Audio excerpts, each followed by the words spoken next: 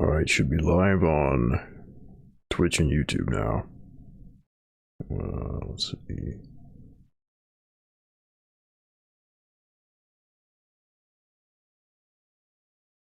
And I need to go ahead and be unavailable.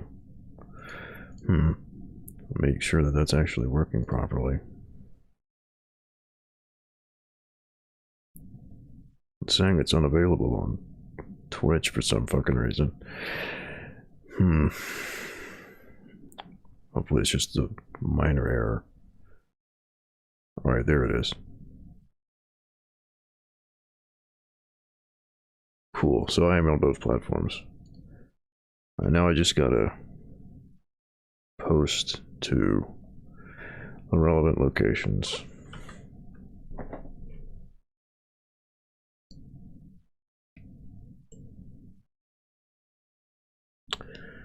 Alright, get everybody in here.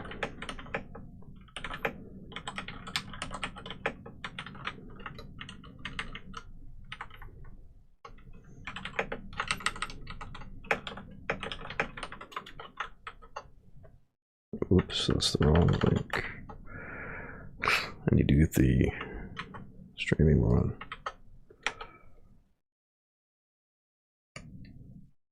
There we go. Alright, posted in the site, no, not the site, the Matrix chat and on leftypol, and then I gotta tweet it, and then we'll be good to go. We should start having people roll in. This is gonna be a fairly short stream today. I'm not gonna go the 3 or 4 hours I often have been doing. I want to prepare for tomorrow, because tomorrow is Karl Marx's birthday, and I want to prepare a little bit of something more special for that.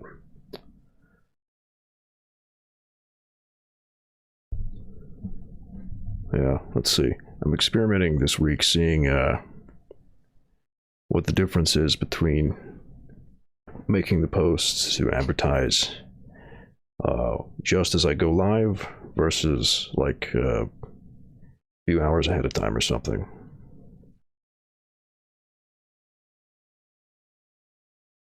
And so far it's seeming very much like if I go do it as I go live, not as many people see it. If I go there we go. Alright, I do need to mute this tab. So yeah, let's see how it goes. Haven't perused News Anon's thread yet, so maybe while I wait for everybody to roll in, I'll look through the headlines and see what we've got today. See, OP picture. For some reason today, again, my computer is a little slow. Maybe I was just loading too many videos at once. I'll make sure I've got all those previews paused so I'm not constantly downloading my own stream. Maybe there's just something up with the site right now. There was a spammer earlier, so might be having a little trouble loading everything. Yeah, that's what it is.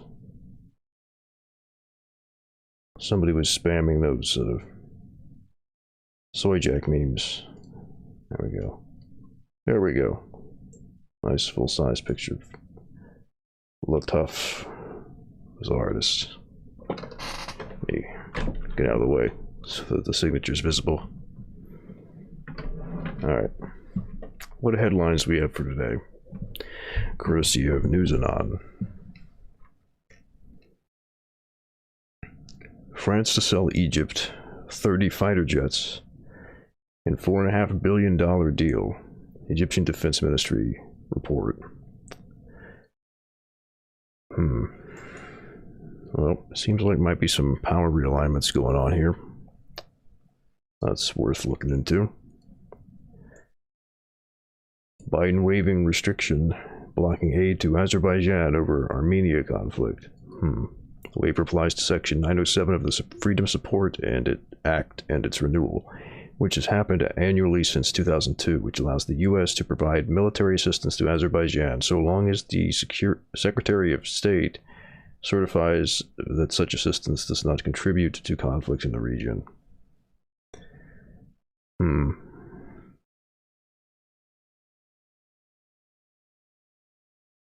Well, that might be a new development in foreign policy.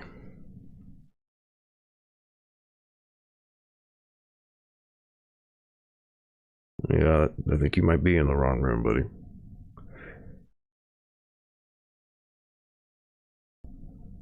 Somebody else streaming right now on SciTube? No, it's just me. Alright.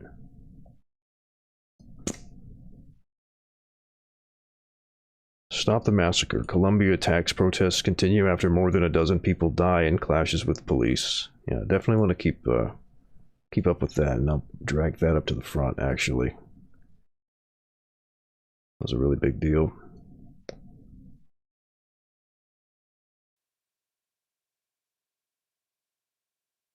There we go. Venezuelan trade unions left parties blast Pyrrhic May 1st wage increase. Unions and leftist organizations highlighted a series of other issues over the weekend, including wage restructuring, the de facto dollarization, and deteriorated workplace conditions. There have also been a number of independently organized protests in the recent weeks over pay, conditions, and privatization in recent months. Well, it's worth a look. Had some really good news out of Venezuela yesterday that I was seeing for the first time, although it was old news. Well, that might balance it out a little bit. Turkey aims to occupy the whole of Iraqi Kurdistan, Kurdish officials warned. Turkey aims to occupy the whole of Iraqi Kurdistan, Kurdish officials warned today, as the world remains largely silent on the NATO member states' latest illegal military operation. Turkey is trying to empty Kurdistan of the Kurds, Democratic Left Party and Syria General Secretary Saleh Kedo told the Anha news agency. Yeah, it's worth covering.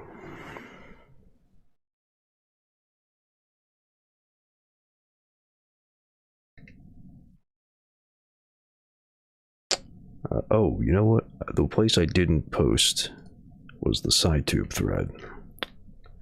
I should post a link over there and bump that. Keep that moving. So I'll go do that real quick.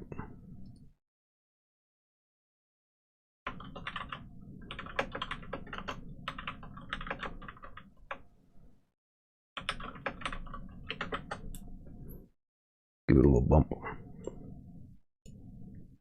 Alright, cool. German police detain man for using neo-Nazi acronym during 3-year hate mail campaign.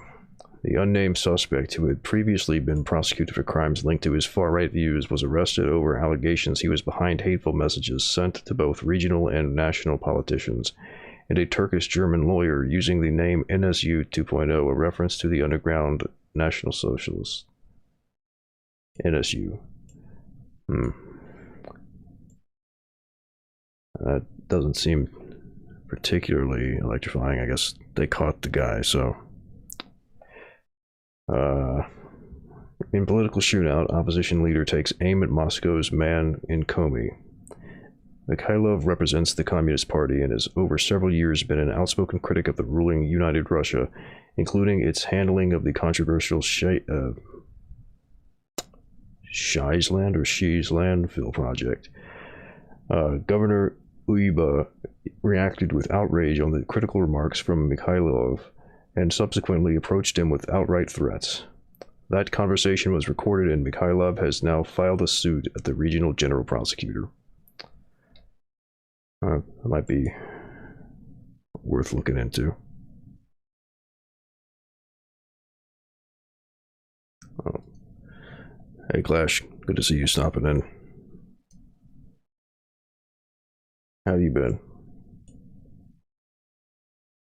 After emphatic win in Kerala, left mulls national level alternative against the BJP. Alright, that's going to be a top story. Taking cue from the emphatic victory in Kerala, the Communist Party of India Marxists will take a fresh initiative to build an alternative against the Bharatiya Janata Party, BJP, at the national level. Party's acting secretary, A. Vijaya Raghavan, said on Tuesday at the state capital. I'm glad you're all right. That's good to hear. Haven't seen a whole lot of stuff in the happenings situ, but I guess that's I don't know, good and bad. I wish there people were paying more attention to the events that are going on. It seems like there's more of a blackout this time, though. But I think it's a matter of time before stuff kicks off again. I mean, summer's probably gonna be bigger. So, but let's see. Last one for the first post. Maoist Center decides to withdraw support to government. The Communist Party of Nepal Maoist Center has decided to withdraw its support to the KP Sharma Oli government. Maoist Center spokesperson Narayan Kaji Shrestha said Tuesday's standing committee's meeting of the party decided to withdraw the support. All right, and that's it's worth looking at. I already had showed some of that, so we can kick off with this one since I covered this a little bit before. Maoist Center decides to withdraw support to government. This decision comes days after Oli said he would go for a floor test. Ever since the two parties were revived, Oli had challenged the Maoist Center time and again to withdraw support if it really wanted to unseat him.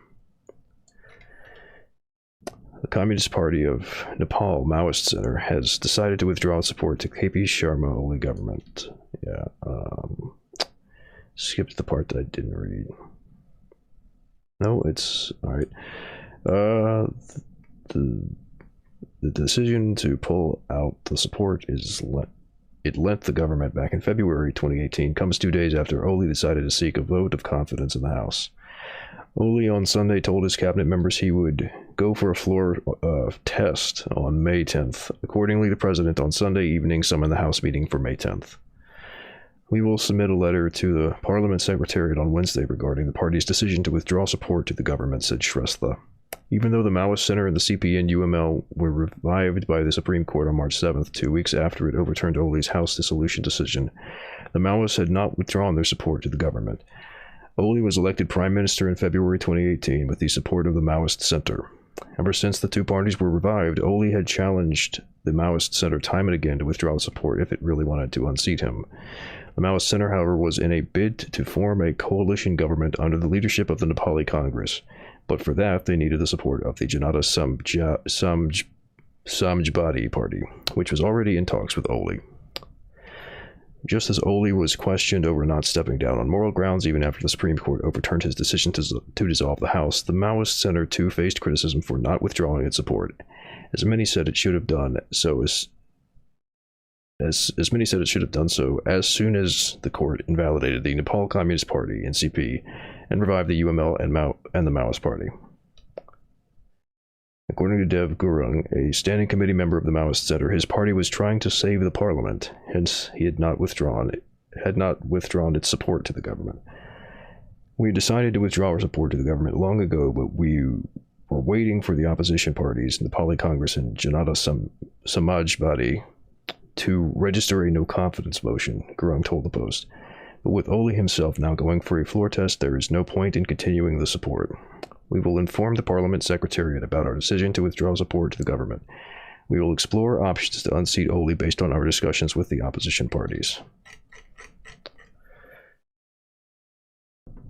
All right, so additionally, some more internal conflict with the communists in Nepal. It's headed for a change, but we'll see what it looks like. News Anon's been putting in links to the Nepalese news a fair bit, so I'll keep up with that. In political shootout, opposition leader takes aim at Moscow's man in Komi.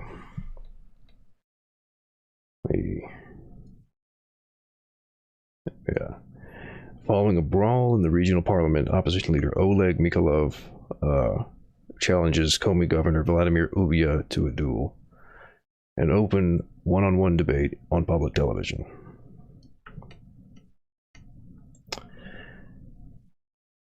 I give you 24 hours to respond, Mikhailov said in a video address. Let's see if you have the guts, the regional politician underlines.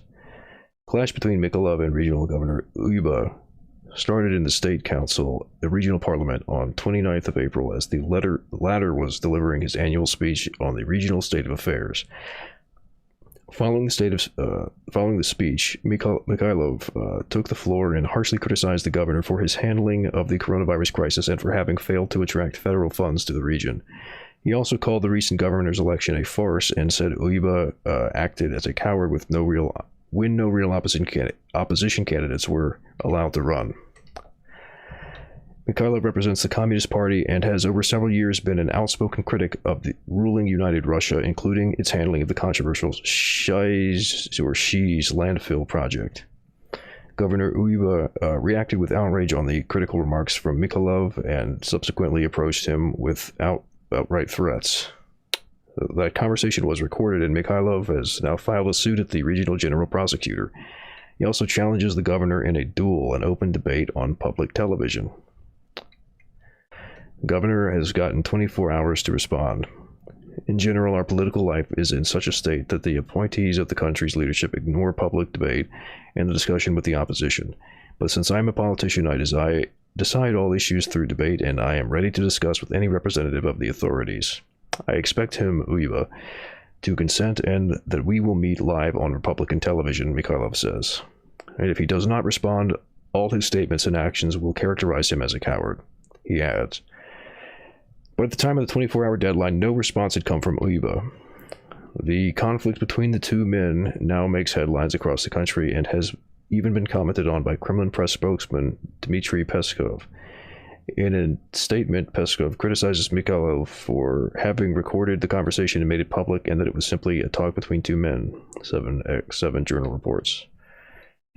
At the same time, Governor Uyba and his supporters now argue that Mikhailov has violated regional parliament regulations, and the opposition leader will consequently be refused plenary speech in the upcoming 2 parliament sessions.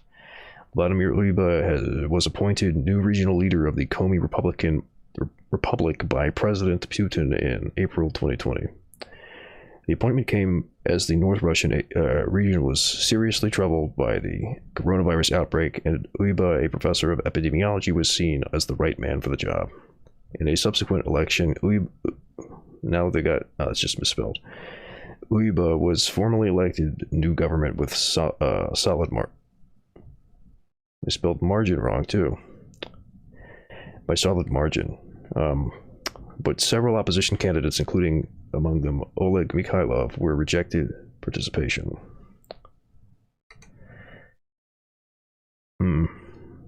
Well, so we got communists in Russia who are getting a lot of press. Let's see. So yeah, here's Oleg Mikhailov on the left and Vladimir Uyba on the right. Well, that's maybe not getting much traction in terms of the official politics, but it's getting lots of press, which is a good thing. All right, Turkey aims to occupy the whole of Iraqi Kurdistan, Kurdish officials warn. Turkey aims to occupy the whole of Iraq. Yeah, okay, I already said that. They warned today as the world remains largely silent on the NATO member states' latest illegal military operation. See, now, that sidebar is still going to be there. Turkey is trying to empty Kurdistan of the Kurds, Democratic Left Party and Syria General Secretary Saleh Kedo said to the Anon news agency. He accused Ankara of using the Kurdistan Workers' Party PKK as an excuse to destroy Kurdish villages and occupy the Iraq-Turkey border in a bid to place pressure on the Kurdistan regional government, which he urged to stand up to these arbitrary attacks. Senior PKK figure Murat Karayilan recently reported that Turkey has shipped thousands of jihadists in a bid to cope with the fierce resistance of guerrilla fighters in the so-called Medya defense zones in the mountains of the Duhok province. Mr. Kato said the international community must break its silence and bear its responsibilities in the face of the threat of a new ISIS expansion under Turkey. Turkey is using the mercenaries who have been defeated in northern Syria recently. These mercenaries who terrified the whole world, and I challenge those mercenaries who terrified the whole world, and I challenge the whole world to eliminate them, he said. If the international community believes that ISIS is a threat to the world, then it must see that a large country and a number of NATO supports these mercenaries, and the danger of those is growing slowly. A Kurdish source told the Morning Star that Turkey is heading for another humiliation in Iraqi Kurdistan just 2 months after its forces were defeated in the Gara Mountains. That military failure caused a minor crisis for Turkey President Recep Tayyip Erdogan, as he struggled to justify the action and failed to respond to serious questions in parliament while calls for an independent inquiry grew. Guerrilla fighters will continue their heroic resistance, the Kurdish source said, insisting that they have the support of all of Kurdistan. The guerrilla are the people. The guerrilla could not exist without their support. Turkey should know this. They are doomed to defeat. Meanwhile, Turkey jets continued to pummel targets in Dersim today, the third consecutive day of bombing in the largest Kurdish province of Turkey's southeast. It was also the anniversary of the beginning of the Dersim massacre in 1937, a genocide in which at least 70,000 Kurds and Alevis were executed and thousands were raped and tortured in a brutal military operation by the Turkish state. Yeah. We'll see how that goes. This is from The Hill. Biden waiving restriction. I think they mean waiving. W-A-I-V-I-N-G.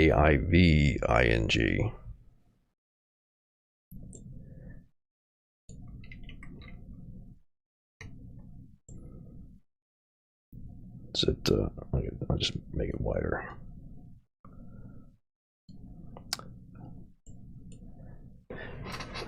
President Biden has notified Congress the administration is extending a waiver. Yeah, it's W-A-I-V-I-N-G. Yeah, exactly. They've there were spelling errors in that other article, but this is the headline isn't even spelled right. That's embarrassing. I mean, it's even in the article. They say waiver, so they know how to spell it. That doesn't. I guess it's just a typo, and they didn't like bother to check it. That's surely the editor should have caught that. President Biden has notified Congress the administration is extending a waiver allowing U.S. assistance to Azerbaijan that was originally restricted over Baku's conflict with its neighbor Armenia and tension over the disputed territory of Nagorno-Karabakh. The waiver applies to Section 907 of the Freedom Support Act and its renewal, which has happened annually since 2002, which allows the U.S. to provide military assistance to Azerbaijan so long as the Secretary of State certifies that such assistance does not contribute to conflict in the region.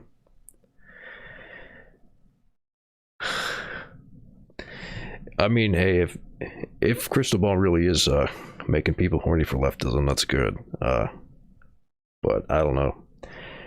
How many people... I don't see... what's their show called? Rising. I don't see it get talked about that much anymore. I guess the novelty wore off. I don't know. I haven't seen any of their stuff in a while, actually. In a notification to Congress obtained by The Hill and sent on April 26th, Secretary of State Anthony Blinken certified that such assistance to Azerbaijan would not undermine or hamper ongoing efforts to negotiate a peaceful settlement between Armenia and Azerbaijan or be used for offensive purposes against Armenia. Well, I guess we just gotta take his word for it. The decision is drawing condemnation from the Armenian American community as a betrayal following Biden's historic decision to recognize last month for the first time the Armenian genocide. Yeah. See, they only do that kind of stuff so that they can use it as like a bargaining chip or whatever, like a what do you call it? They'll do like the good deed to try to justify the other stuff that they actually want to do. They're very utilitarian about all of this.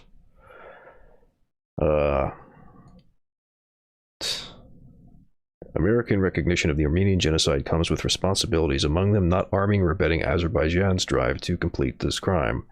Armenian National Council of American Executive Director Aram Hamparian said in a statement.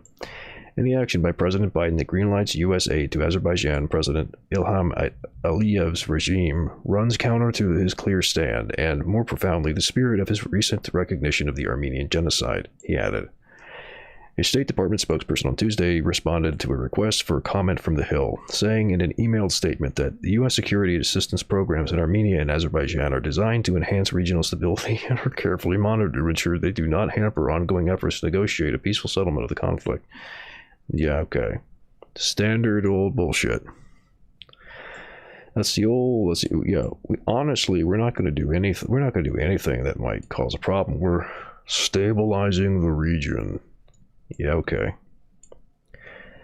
Blinken also certified that providing U.S. assistance is necessary to support U.S. efforts to counter international terrorism, or is necessary to support the operations readiness of the United States Armed Forces or coalition partners to counter international terrorism, or is important to Azerbaijan's border security. So, like, just throwing out a few different things that I'm hoping people are going to accept. Armenia and Azerbaijan are in fragile ceasefire following an outbreak of fighting in October over the contested Nagorno-Karabakh territory, which lies within the sovereign Azerbaijan but was largely administered until recently by ethnic Armenians that call the territory Artsakh. A cessation of hostilities in November brokered by Russia saw ethnic Armenians cede territory to Azeri forces that was viewed as a victory for the people of Azerbaijan, who claim Azeri forces, who claim the territory as part of their own historical homeland. Yet Armenia criticizes Azerbaijan for continuing to hold Armenian detainees and prisoners captured during the fighting. The U.S. party to the Minsk Group of Organization for Security and Cooperation in Europe, along with Russia and France, which is charged with helping negotiate a peaceful diplomatic solution to the conflict over Nagorno-Karabakh. Blinken spoke with Azerbaijan's President Aliyev on April 28th, where he mentioned, among other things, international efforts to negotiate a lasting political settlement to the Nagorno-Karabakh conflict benefiting all people in the region. As the Democratic presidential nominee, Biden was critical of Azerbaijan's role in the outbreak of fighting with Armenia, saying Baku instigated the fighting while calling on then-President Trump to block military assistance to Azerbaijan. Wow. Specifically to withdraw the waiver under Section 907. So, yeah, elect Biden because he's going to be different from Trump, and then he does no difference, just does the same thing. Let me pull up a map real quick, because this is a lesser known part of the world. The region is, the territory is Nagorno-Karabakh, so let me grab a map for that real quick.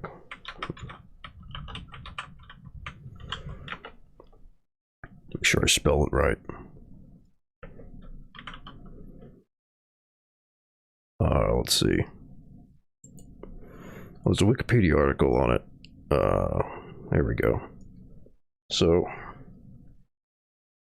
here's Armenia and Azerbaijan. There's the Caspian Sea off on the right. The yellow color is Azerbaijan under the control of Armenian military forces, and the brown is Nagorno-Karabakh. So that's from the Wikipedia article. So I just got it directly linked to. See if I can find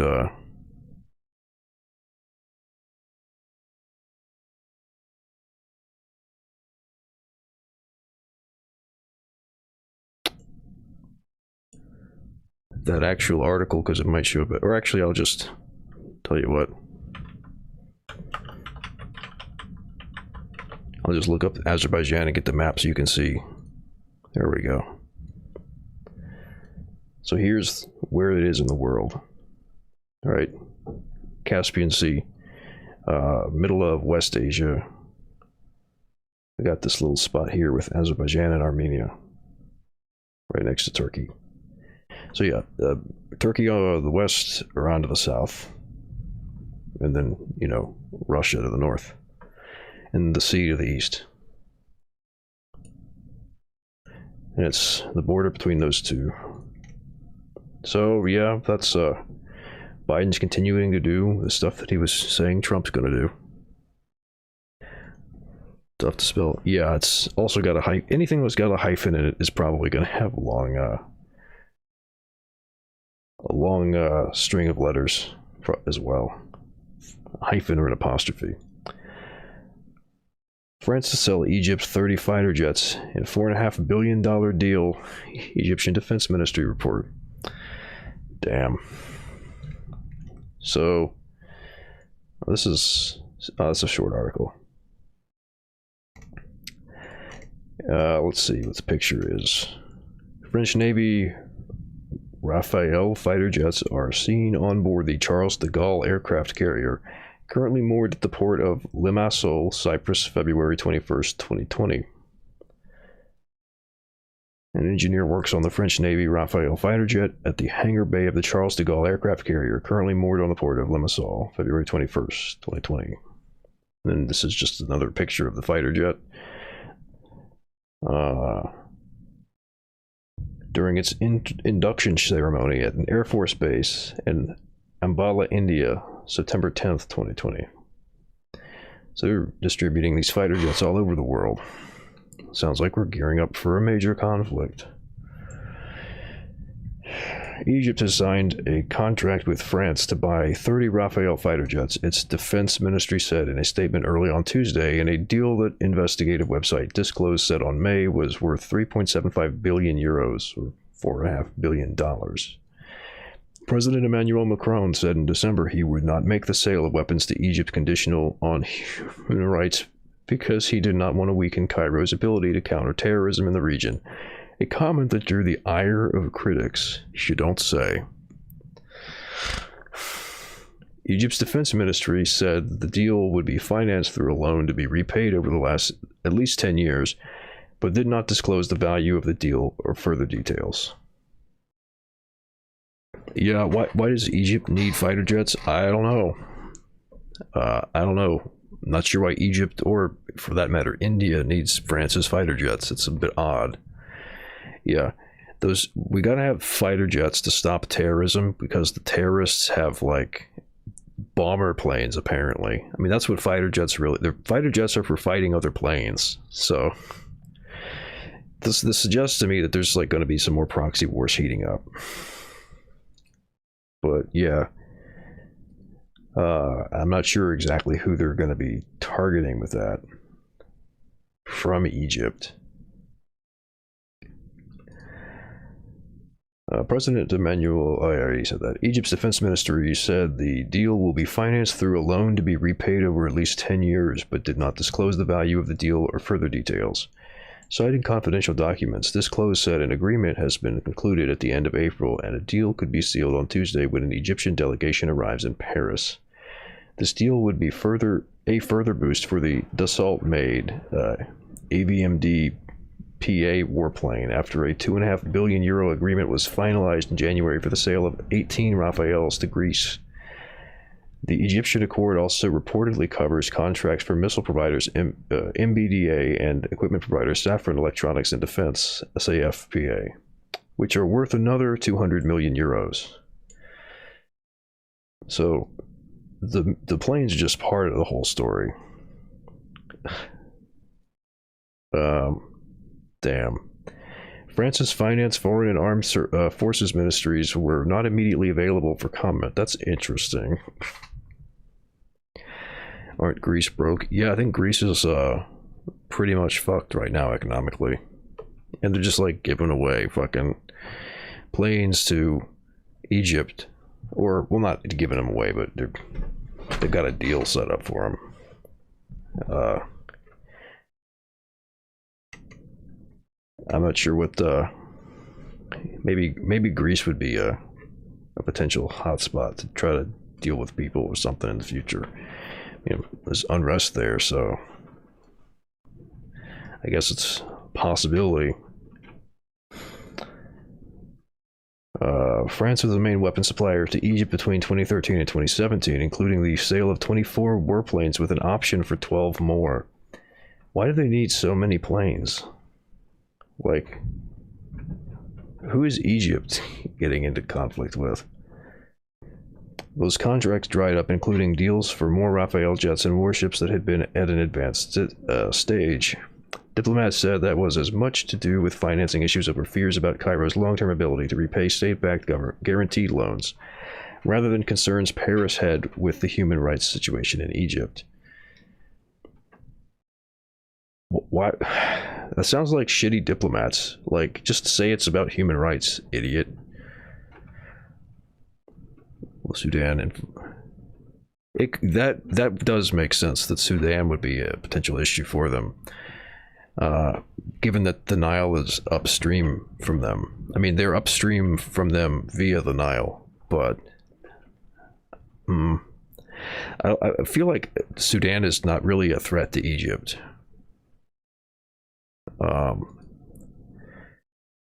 Yeah, like otherwise it's literally gonna bomb their own people. I mean, that does kind of seem like I mean, who else do they have to bomb, really?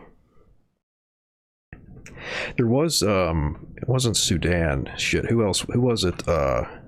Farther upstream on the Nile, there was somebody that they were getting into like more diplomatic conflict with over like dams and stuff on the Nile, but I mean, I don't think that's going to escalate to warfare like this. But I don't know. I mean, I guess since they've got the Suez Canal, and that was just recently shown to be like pretty fucking important for global trade, maybe they're going to try to leverage their position in geopolitics and become more of a power or something. I don't know. It's weird.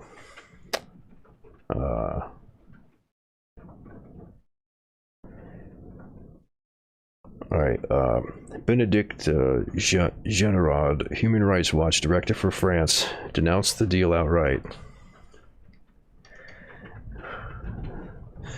It's just funny to see Human Rights Watch coming up for this.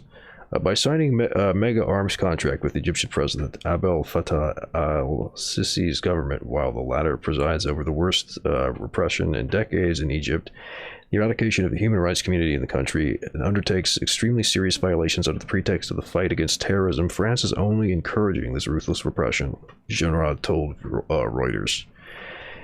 This clause said financing for the deal would be... Oh, hey, what's up, Theo?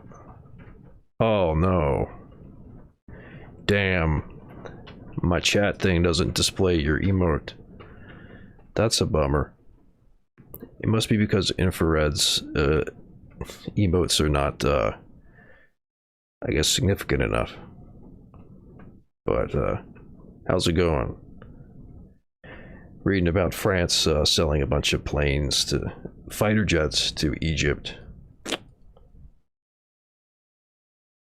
Infracope. Well, don't you have to be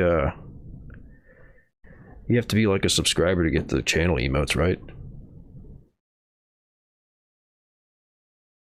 You're not shitting on infrared, are you? Yeah, for the people who can't see, it's the CPUSA logo with 2036 on it. It's their CPUSA 2036 meme. Alright. So yeah, let's get back to those planes. Got a sub from a guy who donated 200 subs. Oh, that's funny. Yeah, that happens a lot. There was I was watching some other stream that I'd gotten linked to, and there was like somebody was giving out like also 200 subs. Yeah, it's like $5 a month, I think, is the cost for a tier 1 subscription. Somebody was giving out like 200 1-month subscriptions to this other channel, which is like, and I think that Twitch takes like a 30% or something of that money, so it's like they're not even seeing that much of it. But yeah, I've seen that before. That's funny that people do that. I guess they just have too much money. Speaking of too much money, let's get back to this multi-billion-dollar deal for warplanes. Disclose said financing for the deal would be up to 85% guaranteed by the French state, with BNP Paribas SA, Credit Agricole, Societe Generale, and CIC, which funded the original deal, signing up again. Banks were not immediately available for comment. Concerned by the political vacuum in Libya, that could be what it is about. Instability across the region and the threat from jihadist groups in Egypt, both countries have cultivated closer economic and military ties since Sisi's rise to power. Rights organizations have accused Macron of turning a blind eye to what they say are increasing violations of freedoms by Sisi's government in Egypt, for those who don't know. French officials dismiss this and say that Paris is following a policy of not openly criticizing countries over human rights so as to be more effective in private on a case-by-case basis. All right, so like literally, God, these like officials and diplomats really suck at diplomacy. Like, yeah, we're not gonna stand on any principles because we want to be able to like cynically manipulate the situation to our benefit better. That's just so funny.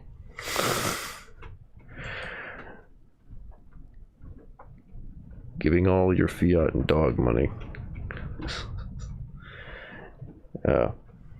So yeah, Egypt's getting a bunch. I don't think it said how many. There was a previous deal where they got a bunch of planes, but a whole bunch of fighter jets from France. Venezuelan trade unions left parties blast Pyrrhic May 1st wage increase. The new $250 monthly minimum salary represents 1,650% interannual increase, but falls short of matching nearly yearly inflation rates of around 4,000%. All right, so we got people agitating for more money for the people in Venezuela. How is Macron even alive? Yeah, I don't know what the fuck Macron is just... I think he might genuinely be one of those heads of state who is a fucking moron. Like, he seems like such a dumbass. Maybe that's like the gimmick. That's like his trick, is that he pretends to be a moron. But like he seems like the genuine article. So we'll see. I guess that's gonna... Libya makes probably the most sense as something that would be like a foreign policy reason for Egypt to get those planes. And then, like you said, Sudan would be something that they might be looking out for. And of course, repressing dissent from internally. So yeah, here in Venezuela, we've got the picture is Communist Deputy Oscar Figuera leads a May Day protest outside the labor ministry in Caracas. It's the capital of Venezuela. This is from Venezuela Analysis. Merida, May 3rd, 2021. A number of Venezuelan trade unions and left-wing parties firmly rejected the government's May Day salary increase over the weekend. Monthly incomes were upped by 289% from 1.8 million to 7 million bolivars on Saturday, or from US 64 cents to $2.50 at the current exchange rate, respectively. Yeah, that's a huge increase, but they want more, it seems like. The increase, which applies to public and private sector workers, will also be used to calculate pensions. Public sector workers likewise see an increase in additional food tickets from 1.8 to 3 million bolivars. I guess BS. I'm not sure how that abbreviates bolivars, but sure. With their new monthly combined income of 10 million bolivars, equating the cost of 1 carton of 30 eggs. So, yeah, we've made a great effort to find the resources and increase wages, President Nicolas Maduro told reporters at a closed-door May Day event in Caracas. He highlighted the impact of the U.S. blockade on the economy, which was an ongoing interannual inflation estimated at 3,867%. Wow. Let me check that. All right, let's go. The president additionally announced that Social Security payments are to be pegged to the country's petro cryptocurrency. We're gonna solve the fucking... Oh yeah, of course it's... I mean, it says right there in the article that the U.S. Blockade is fucking up the economy. Yeah, apparently they think that cryptocurrency is gonna fix this, but that's I don't know about that. That seems like kind of a meme. President additionally announced that Social Security payments are to be pegged to the country's petro cryptocurrency in order to defend the real value. Many workers have seen benefits such as healthcare, child protection, and even funeral coverage canceled or reduced to zero in recent years in light of spiraling prices and fixed social coverage payouts.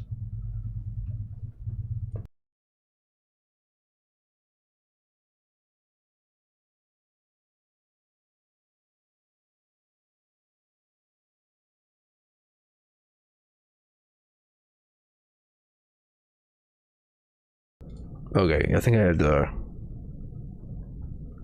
I need to change the filters because there's so much background noise that it's not... The noise is never small enough that it drops.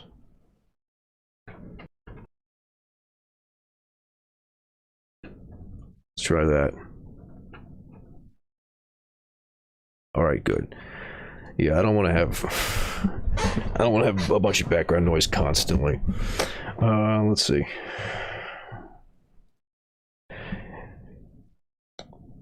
In 2018, the Maduro government vowed to protect wages by pegging them to the petro, which in turn is pegged to the price of a barrel of oil. Monthly minimum salaries were fixed at half a petro, $30, but the policy failed to have any significant impact and was silently abandoned later that year. Following the May Day announcements, Maduro also replaced Labor Minister Eduardo Piñate, assigning him to the education portfolio vacated by Aristobolo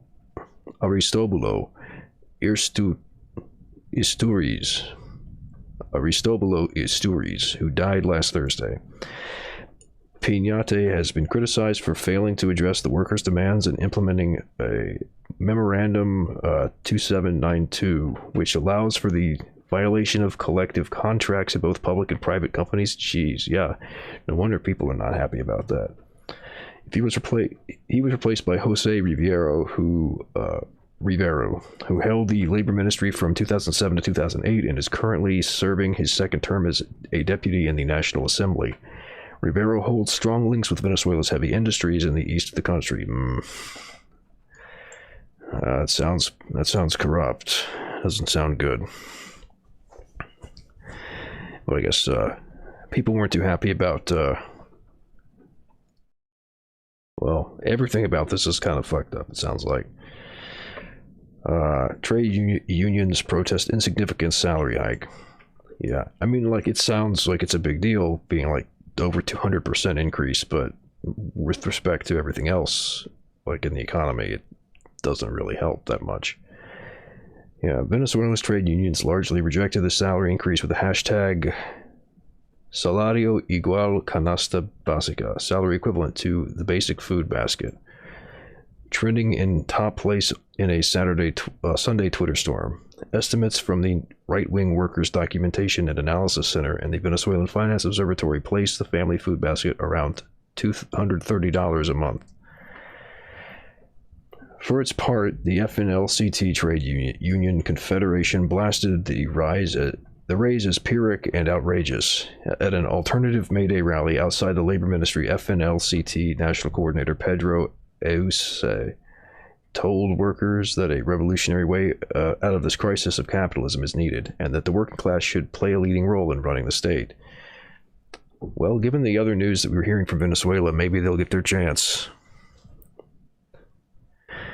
Yeah.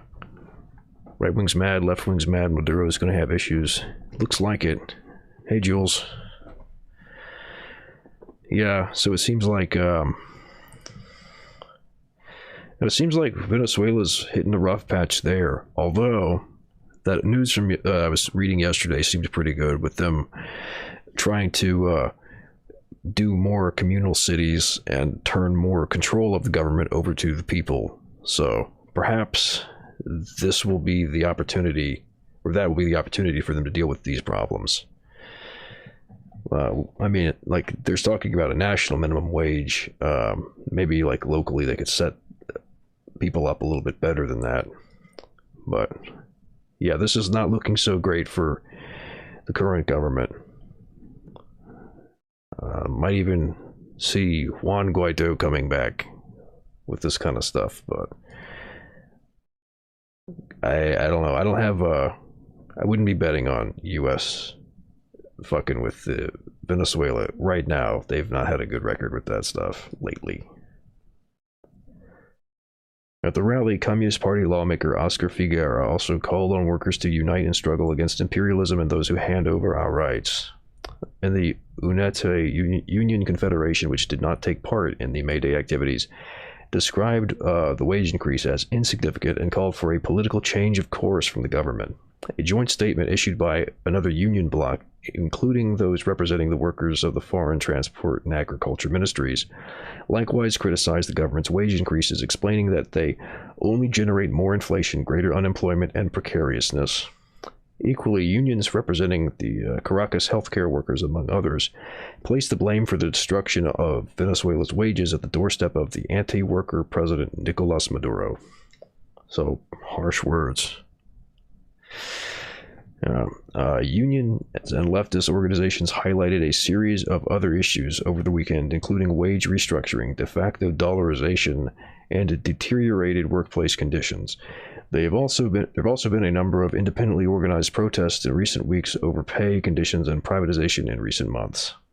Only the government-backed CBST Union Confederation endorsed the pay raise, with spokesperson and National Assembly Deputy Wills Rangel applauding the government's efforts in increasing workers' purchasing power. Other workers' movements accused the CBST of a lack of independence and of uncritically backing government policy over workers' demands. Yeah, so that's not looking too good for Venezuela, or at least Venezuela's government. So yeah, it's a wrinkle in their plans, but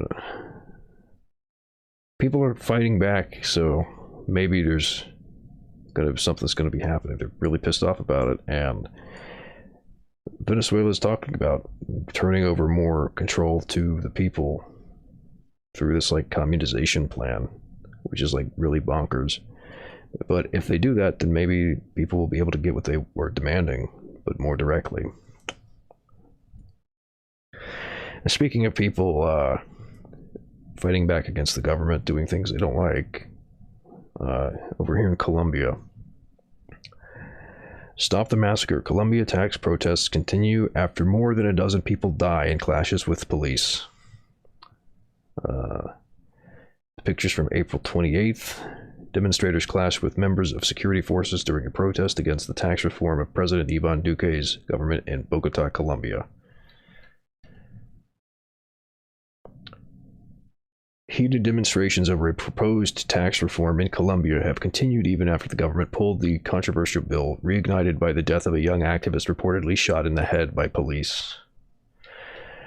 Rallying around the slogan "Stop the Massacre," protesters took to the streets in several cities on Monday following the news that Nicolas Guerrero, 22, was reportedly shot in the head by police in the city of Cali. The new round of protests stretched from Cali in the southwest to the capital of Bogota, as well as Medellin, and Barranquilla in the north, AFP reported.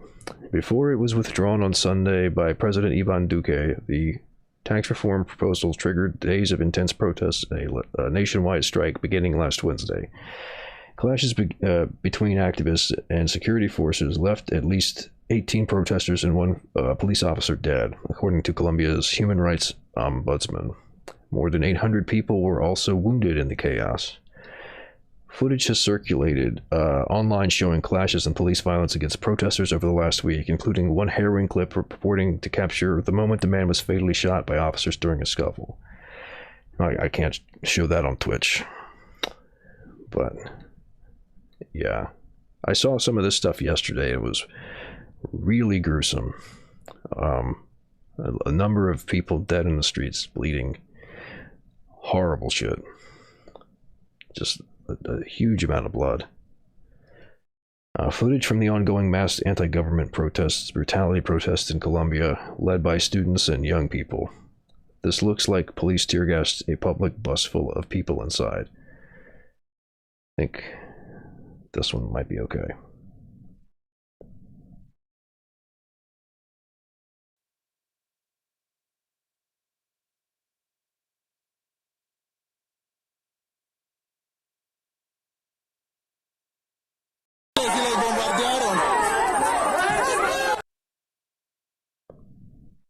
Yeah. I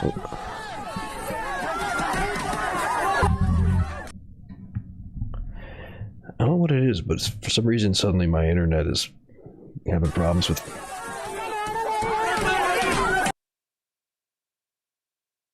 with streaming video like this.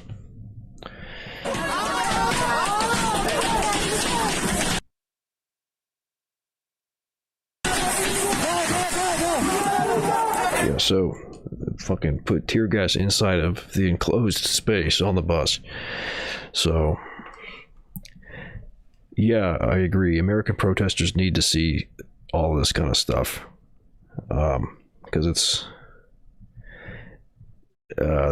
this is like some really serious shit, and probably coming to the United States at some point in the not too distant future. And also to see that, like, you know, Colombian protesters could be a lot more serious and are already getting responses from the government to the effect of potential concessions. We had somebody from Colombia in the chat yesterday who was talking about it, saying that it looks like things are getting better, and it's a nationwide movement at the moment. Everybody's pissed off, so everybody's involved doing this stuff and basically doing a general strike, shutting everything down. You know, that plus protests and riots, that's going to get the attention of the government, and they can't really maintain their legitimacy in a context like that. So all right, another tweet from Serhat Tutkal. The protests continue in Colombia. The video was taken today in Manizales, and this is one of many examples of the police violence and human rights violations in Colombia.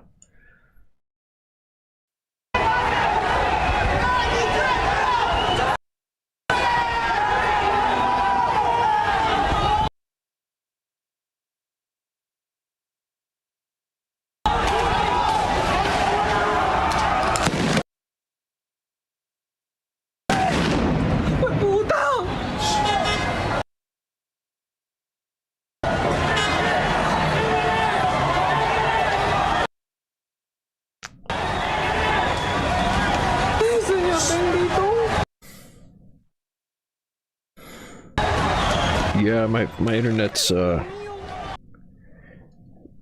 it's either my internet or it's my I think it might be my video rendering software, because my stream preview starts to stutter when I do this. So it might be my graphics card's getting old or something. This just started yesterday too. But yeah, that's bad enough that I can't even really show it properly. Shit.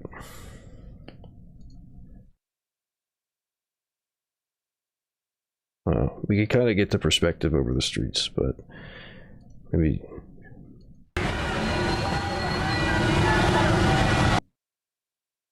No. Yeah, I don't think that's a buffering problem with the internet. I think that's a video rendering problem. Alright, Duque's government has even deployed the military to some areas to get a handle on the unrest, including in Cali, where protests have allegedly descended into riots and looting. Some activists have alleged the security forces are using live ammunition. Yeah, you couldn't see too much, just like an overhead view with looked like police motorcycles. This is here's Dan Cohen, who was tweeting a bunch yesterday. He's got a lot of tweets showing footage from Colombia. What was going on there? What is going on there? This is the Colombian border town where the U.S. government and billionaire Richard Branson held a faux humanitarian concert in a failed attempt at regime change in Venezuela.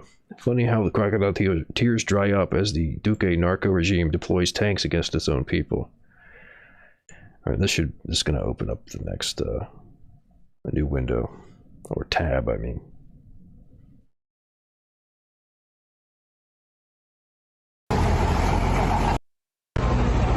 Yeah, so we got tanks out on the street now.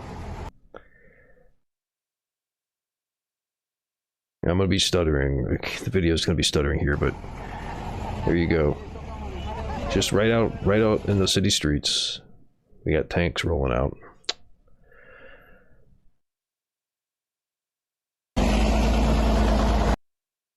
All right, that's it for that video.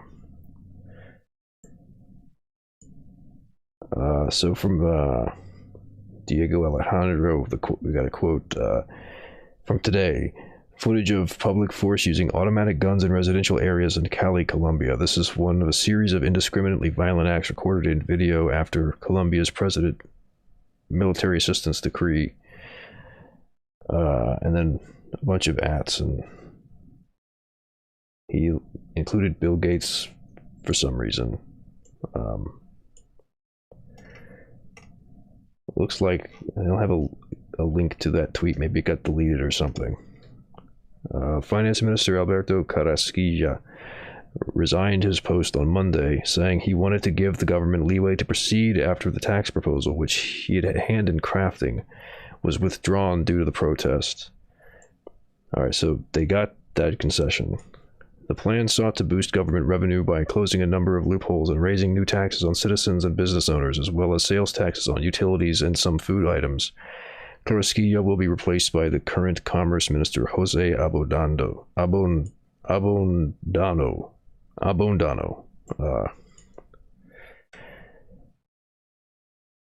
This is a pretty short video. It's from roughly, okay.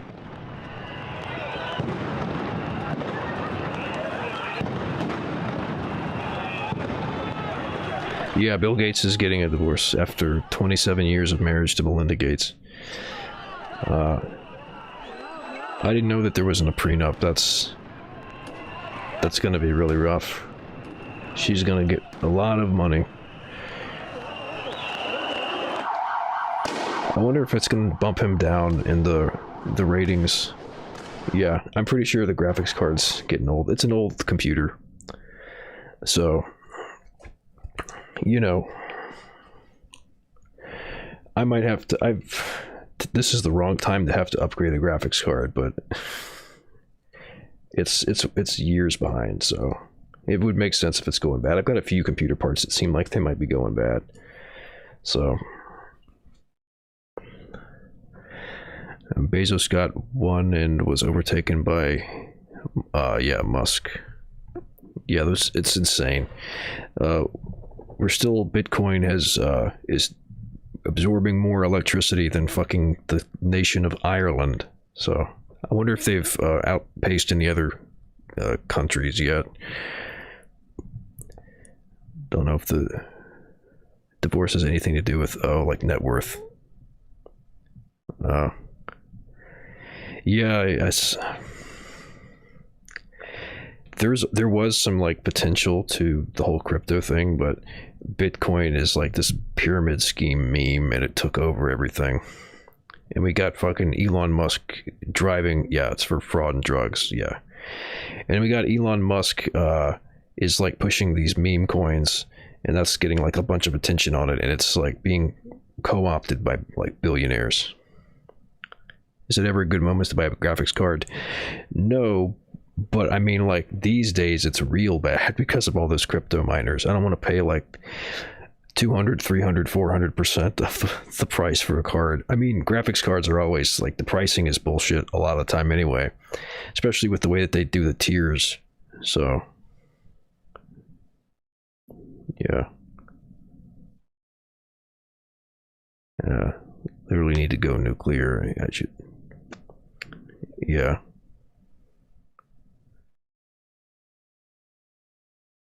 Go to micro.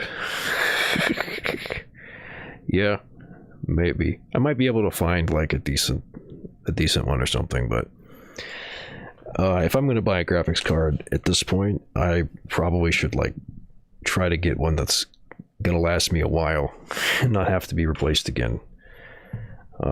Especially for doing like streaming.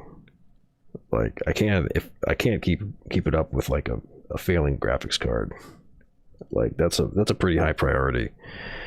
So I'll see if I can find something decent before it gets like scalpers get to it, but or the gets all bought up. But yeah, maybe I don't know. Maybe if I'd been on top of it like years before, I could have gotten one already, and it wouldn't have been as bad. I didn't expect crypto to be such a big thing, though. But we got all these, I guess, libertarians mostly who are super into this whole meme shit. Yeah, Newegg used to be super reliable, but not now. All right. The bill's withdrawal has taken some wind out of the protester sails, with two large unions backing out of a general strike planned for this week. However, some organizers are still moving ahead, with another group vowing to stage a mass protest and strike on Wednesday over proposed healthcare reforms. Amid public outrage over the police violence, the Colombian government has sought to blame criminal organizations for the unrest. During a Monday news conference, Minister Diego Molano claimed to have intelligence proving ties between armed groups and the protests, citing leftist rebel factions FARC, officially disbanded in 2017 after a peace deal, and the National Liberation Army, ELN by name, but declined to share any evidence with reporters. I wonder if maybe that's because there isn't any. It's like blaming Antifa. Though often quick to condemn anti-democratic practices by foreign states, the Biden administration has so far offered no comment on the unrest in Colombia, whose government has long been a close ally of Washington. Oh, and another article was just interesting. Colombia's George Floyd Monument provokes violent protests. George Floyd moment provokes violent protests and exposes the country's deep fractures and growing discontent. So they're comparing it to George Floyd, which is interesting. Police brutality has been the focal point for previous protests in Colombia, with a wave of demonstrations kicked off last year after the death of lawyer Javier Ordonez, who was repeatedly beaten and tasered by officers for allegedly violating local coronavirus restrictions. Yeah. And here's like big news out of India.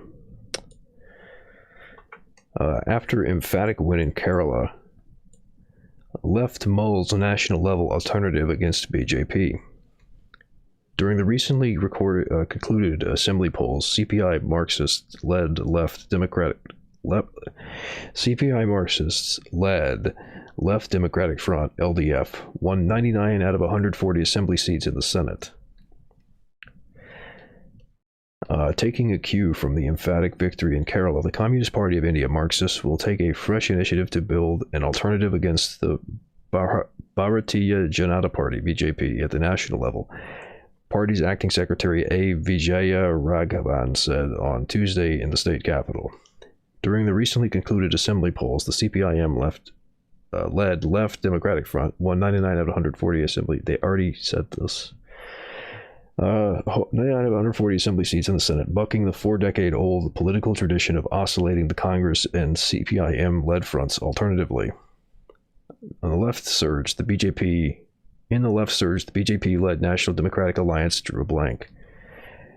Talking to newsmen after the party's secretariat meeting, Vijaya Raghavan said the new government will be sworn in after the Left Democratic Front meeting on May 17th. Due to a pandemic situation, strict restrictions are enforced. Let the situation ease a bit. There is no hurry, he said. During the LDF, adding the LDF will observe a victory day on May 7th. Party workers have been asked to light lamps for their homes while observing COVID-19 protocol. He said the historic victory in Kerala has given a fresh impetus to secular and democratic forces in the country, and the party will take initiative to build a new alternative against communal forces. Against? Oh, they're talking about something else. Our victory and high vote share is historic. It is a victory of the left and secular forces. This victory has national relevance as well, he said, adding the victory was clinched in trying times. Vijayaraghavan said all opposition parties, including the Congress and the BJP, had teamed up against the government, and many central agencies pitched their tents in the state, intimidated officials and others, but their designs fell flat with the people's mandate. He said the loss in Kerala will hasten the fall of the Congress in the country, adding that the party tried its best to weaken secular forces in Kerala, and its national leaders were also part of it. Vijayaraghavan was referring to the Gandhi family's intense campaign in the state. The Congress and the BJP were in a race to raise baseless allegations against the government. At one point, both were talking in a single voice. They also tried to sabotage some of the welfare programs. People have given them a befitting reply, he said. Meanwhile, outgoing opposition leader Ramesh Chennitala said alleged a CPIM-BJP nexus to weaken the Congress in Kerala. A close look at the results show in many seats the NDA's vote share has gone down. Most of these votes have shifted to the LDF camp. We suspect it's part of a conspiracy of the BJP's pet Congress Mukt campaign, he said. In Thiruvananthapuram, BJP state president K. Surendran denied this, saying the left successfully injected a fear psychosis among minority communities that led to the consolidation of votes in their favor. So, massive coping. Well, that might be a really good sign for where India is going. Let me see what else got posted in the thread.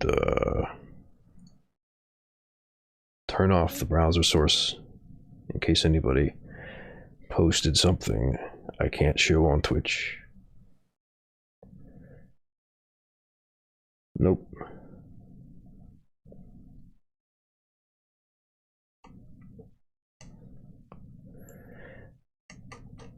Alright, so it looks like there might be some decent comments in the news thread. Specifically, there's one about Macron that looks interesting. So, put that back on. Anonymous says, what's with these politicians? They can't avoid saying stupid shit, replying to. So Emmanuel Macron said in December he would not make the sale of weapons to Egypt conditional on human rights because he did not want to weaken Cairo's ability to counter terrorism in the region, a comment that drew the ire of critics. And an anonymous poster said, the fuck?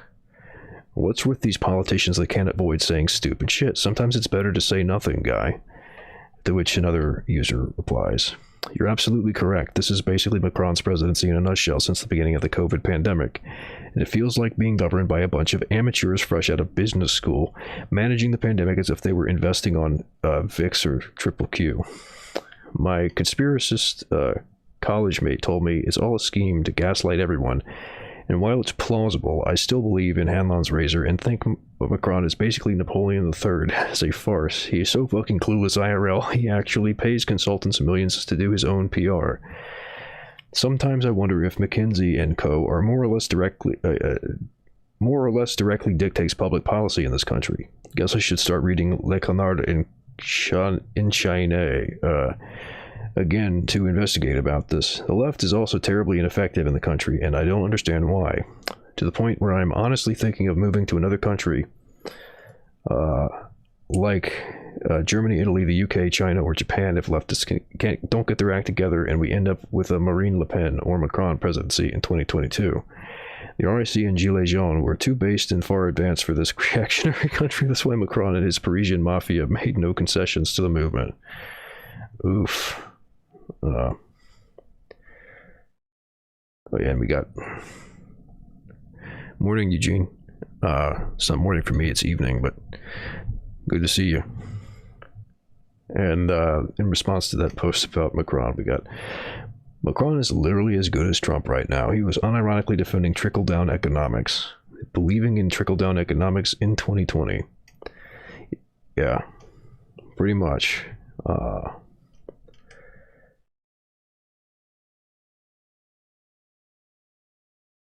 People are arguing about, like, racism and stuff with... somebody was trying to scapegoat some people. We're talking about doing it, potentially. Alright. Not gonna get into all the stuff about, like, racially motivated attacks and stuff, because that tends to get really ugly. Pitting one group against another. Alright. So here's let's see, it's almost 8. I'll read through the rest of the headlines, and if anybody wants me to read a story, let me know. I'll open up something if it looks interesting to me, but I'm not gonna go really late tonight. I'm gonna try to stop in about 30 minutes. So tomorrow I'm gonna try to do something bigger. It's Marx's birthday, so I'm probably gonna do some reading before I get to the news. Still planning to do the news, but I think I'm gonna do some reading from some of his works, maybe some of Capital, and I want to be like fully awake earlier tomorrow for that. So I'm still gonna do the news like regular time, but I'm gonna do some other stuff earlier before that. So yeah, about 30 minutes left for tonight. Here was a wacky story. I'll see if it's they've figured it out now. Armed suspect shot outside of CIA headquarters dies, FBI says. An armed suspect who was shot by an FBI agent outside the Central Intelligence Agency's headquarters in McLean, Virginia, has died, the FBI confirmed on Tuesday. The FBI's Washington field office said on Twitter that the suspect died from his injuries after being transported to the hospital. The agency said it will continue to investigate, but would not provide any additional information. Well, of course not. The subject involved in the shooting incident outside the CIA headquarters at approximately 6 p.m. on Monday, May 3rd, 2021, died from his injuries after being transported to the hospital.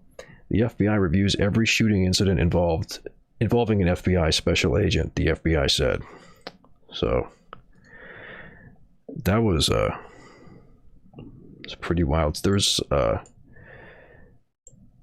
not sure if they fired any shots, the suspect, or if it was just them getting shot. But read the next article. Garland asks Congress for $85 million in extra funding to fight domestic terrorism. $85 million doesn't seem like that much for a government program. The Justice Department is seeking a $45 million increase in funding for the FBI for domestic... Right, okay. Yeah, of course. I guess that shit at the CIA headquarters was a PR stunt then. God damn it. For domestic terrorism investigations and $40 million for U.S. attorneys to manage domestic terrorism cases. DOJ also wants an additional $232 million to combat gun violence and $304 million to go toward community-oriented policing programs and addressing systemic inequities. Yeah, so the subject involved in the shooting incident outside CIA headquarters at approximately 6 p.m. on Monday, May 3rd, died from his injuries after being transported to the hospital. The FBI reviews every shooting incident, so probably not going to say much about this, but the individual emerged from his vehicle with a weapon and was engaged by law enforcement officers, the Bureau said. So he didn't get any shots off, I'm guessing. They just shot the suspect. Yeah, so no other details, it doesn't look like. But hey, let's get that money. Yeah, I don't know. This seems a little suspicious, guys. I'm getting some vibes here.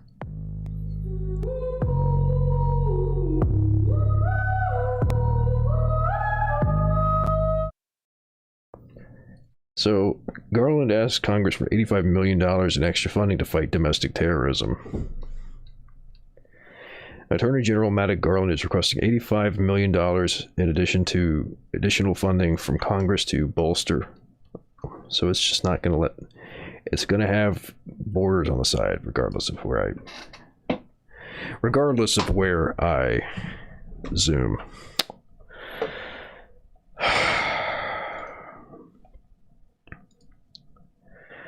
All right, why it matters. Garland FBI Director Christopher Wray and intelligence agencies have repeatedly warned that violent extremists pose an elevated threat against the country this year.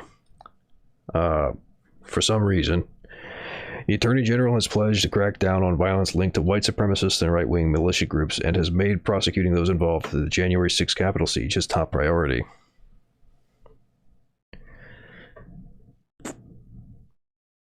Yeah. Garland told Congress in February that we are facing a more dangerous period than we faced in Oklahoma City in 1995, when an extremist attack killed 168 people and injured over 680 others. I mean, like, that seems pretty dubious.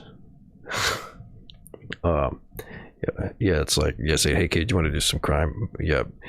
It makes me think, like, this situation, it could have literally been... It could be so easy for them to do this, like find some nutty militia guy and say like, hey, we want to send you on a special mission. Come to the CIA headquarters and bring all of your gear. And then the guy pulls up and gets out of his car and they just shoot him. And it's like, yeah, there was definitely a terrorist attacking the CIA headquarters. For sure. Like, they easily could do that shit. So yeah, we don't know any of the details there really, but oh yeah, definitely there's people who'd fall for that for sure. I mean, like, it would be, they could stage one of those every week. Oh yeah, tell them that you are Q. Yeah, they could do this like all the time if they wanted to. So like doing it once is a big stunt for sure. It's possible for them to do. Yeah, they would they would do it during like the war on terror shit. They would find people who were like, I mean, there's a long history of entrapment with this kind of stuff, but it was with people who were like getting radicalized against the US as like, you know, Muslim extremists. Yeah, find people who were mentally unstable and give them like fake bombs, and then yep. I mean, it goes back way farther than that too. But yeah, like that stuff usually involved something more in depth. With this, they could literally like fucking find one of these nutty people, send them an email and say, hey, I'm Q, meet me at CIA headquarters. And then like, yeah, like that, all it costs them to do that is an email and the price of the bullets that they fire at the guy. Like, that's super easy psyop for them to do. Not that that's necessarily what it is. It's just, that's something you should be thinking about, is like, how easy would it be to fake this? And the plane ticket? They don't even need the plane ticket, man. The fool would pay for that shit themselves. Or find somebody who can drive the distance. There's enough of these nuts in Virginia that they could probably find somebody within pretty near driving distance to McLean.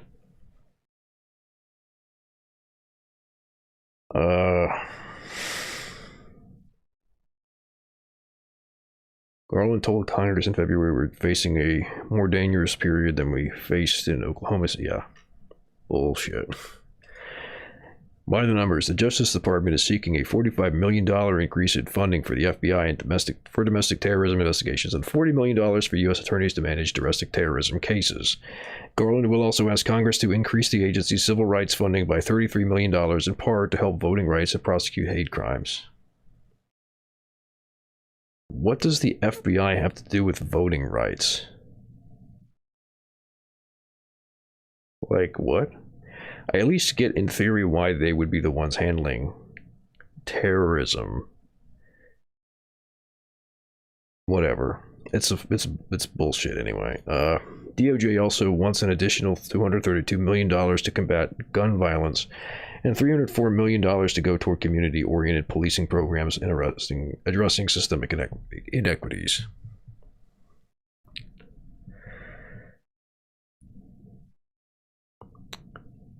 Yeah. The western part of Virginia and West Virginia specifically. You can find it like all over. Also like Maryland. McLean is near Washington, D.C., so Maryland is close by too. Even in the like Northern Virginia, you're going to have a bunch of dummies. But yeah, especially out west, when you get into like the mountains, you got a bunch of Trump supporters.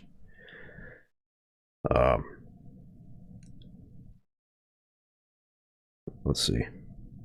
Yeah, FBI wants to do the community oriented policing. Yeah, how did that go with those community patrol? I feel like there was back in the day, weren't there some community policing being done by this obscure organization? They were named, I think, after a color and a cat, and they had like people doing the job of sort of like patrolling and policing the communities, and the FBI seemed to like be really invested in dealing with that situation, and they came in and they helped you know, the Black Panthers and Fred Hampton with their community policing project, right? That's what happened, right? They didn't coordinate with the city and the local police to fucking sneak up in the middle of the night and fucking like just blow people away with gunfire and then execute the guy. That's not what happened, right?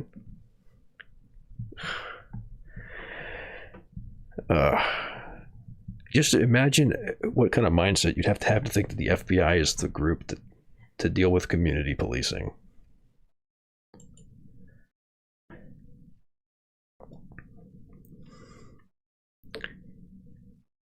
Yeah. And the wore leather and held guns, scary stuff. Yeah, as you know, it's a federal crime to wear leather if you're black. Some immigrants hard hit by economic fallout lose homes. Well, of course.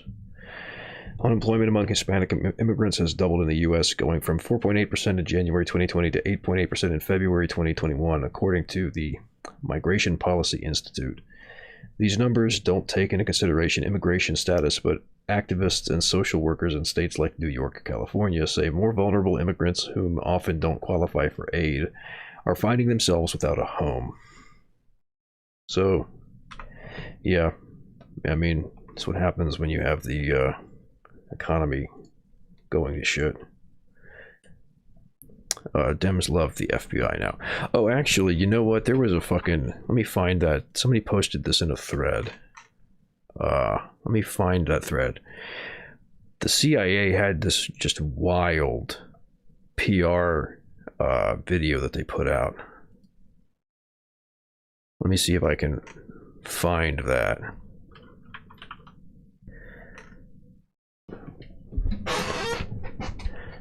Everybody was like making a big deal. Yeah, here it is. Yeah.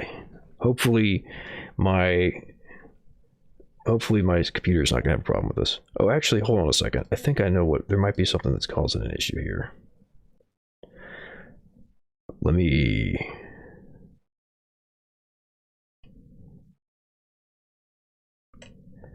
Yeah, this might be... No, that's not even active right now. Shit. Well, maybe I do just have a fucking hardware problem. All right, so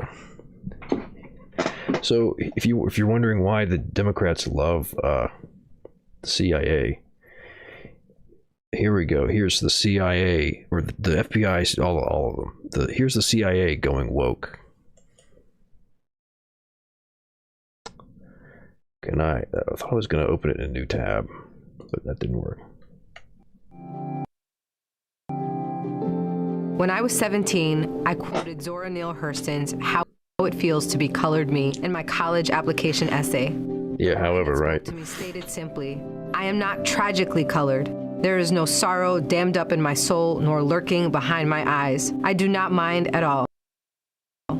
At 17, I had no idea what life would bring, but Sora's sentiment articulated so beautifully how I felt as a daughter of immigrants then and now. Nothing about me was or is tragic. I am perfectly made. I can wax eloquent on complex legal issues in English while also belting Guayaquil de mis amores in Spanish. I can change a diaper. So she's saying that she can speak two different languages at the same time. I kind of doubt that. With one hand and console a crying toddler with the other. You should definitely not change a diaper with one hand. I've changed diapers before. You need both hands for that. I feel like whether she wrote this or someone wrote it for her, whoever did that hasn't changed any diapers. You need both hands for that. I'm a woman of color. I am a mom. I am a cisgender millennial who's been diagnosed with generalized anxiety disorder. I am interested. All right, this is the part people keep saying is one hand. Console a crying toddler with the. All right, that's definitely I'm the a video woman of card. color. I am a mom. I am a cisgender millennial who's been diagnosed with generalized anxiety disorder. I'm a cisgender millennial who's been diagnosed with generalized anxiety disorder is such a bizarre line. It's like, so they're appealing to the mental illness as identity sort of thing. And they're like also trying to appeal to trans people, but they couldn't like find somebody who's trans to do that with. So they had somebody who's not say I'm cisgender, which is like just a really bizarre thing to be saying in this context, because it's saying like I'm not from like this oppressed identity group, but using like the jargon that's associated with like that whole subject. So it's like trying to signal that you're woke, even if like you're like a woke ally or something.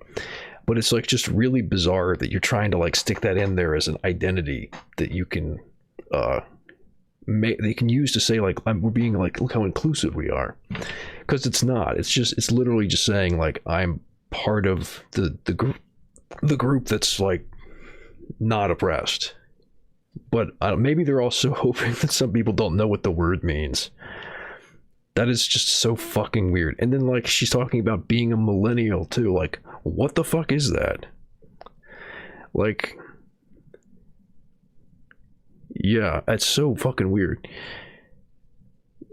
Yeah, who doesn't have generalized anxiety? So, but that's the generalized anxiety disorder thing is A, it's mental illness as identity, and B, it's normalizing this like common experience that we all have. There's like a very typical sort of thing that you see from the media where it's like trying to be relatable by being like, oh, look how dysfunctional they are. I can relate to that. That's what that's about.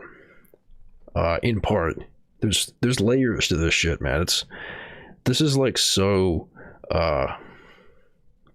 like very crafted. They like put as much as they could into this.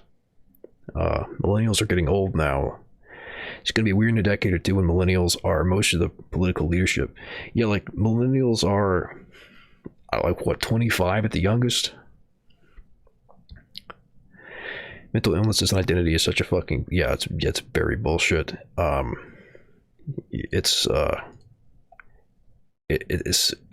you're like identifying with something that's like pathological. That's like being sick. Like literally the whole concept of mental health is that you're sick, and you're saying like, oh yes, I identify with being sick. It's truly strange.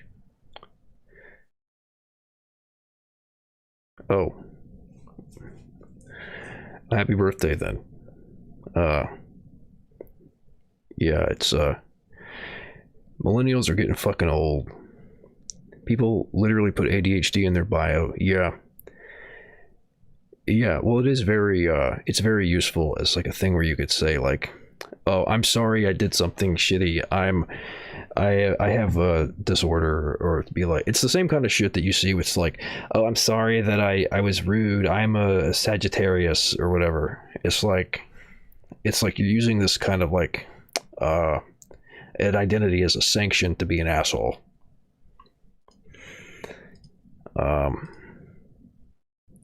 Yeah, they train Americans to beat themselves up. Yeah, because unless they're rich. Yeah.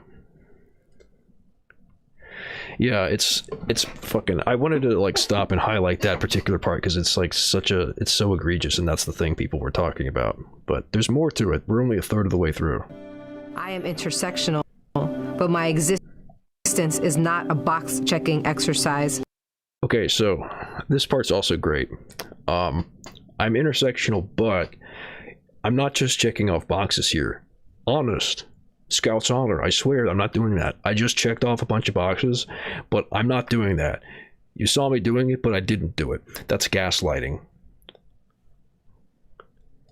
I am a walking declaration, a woman whose inflection does not rise at the end of her sentences, suggesting that a question has been asked. I did not sneak into CIA. I love that line too. I did not. They're also calling it just CIA now, not the CIA. But she says I didn't sneak into the CIA. But like, wouldn't that be good? Like, it's a spy organization. Isn't that like, if you sneak into the CIA, they probably should hire you because that would make you a good spy. It's always been CIA, not the CIA. Okay. Like a company. Yeah, right, like the guy, like Dr. Pavel, I'm CIA. Yeah. Instead of saying like I'm with the CIA or something like that. Yeah.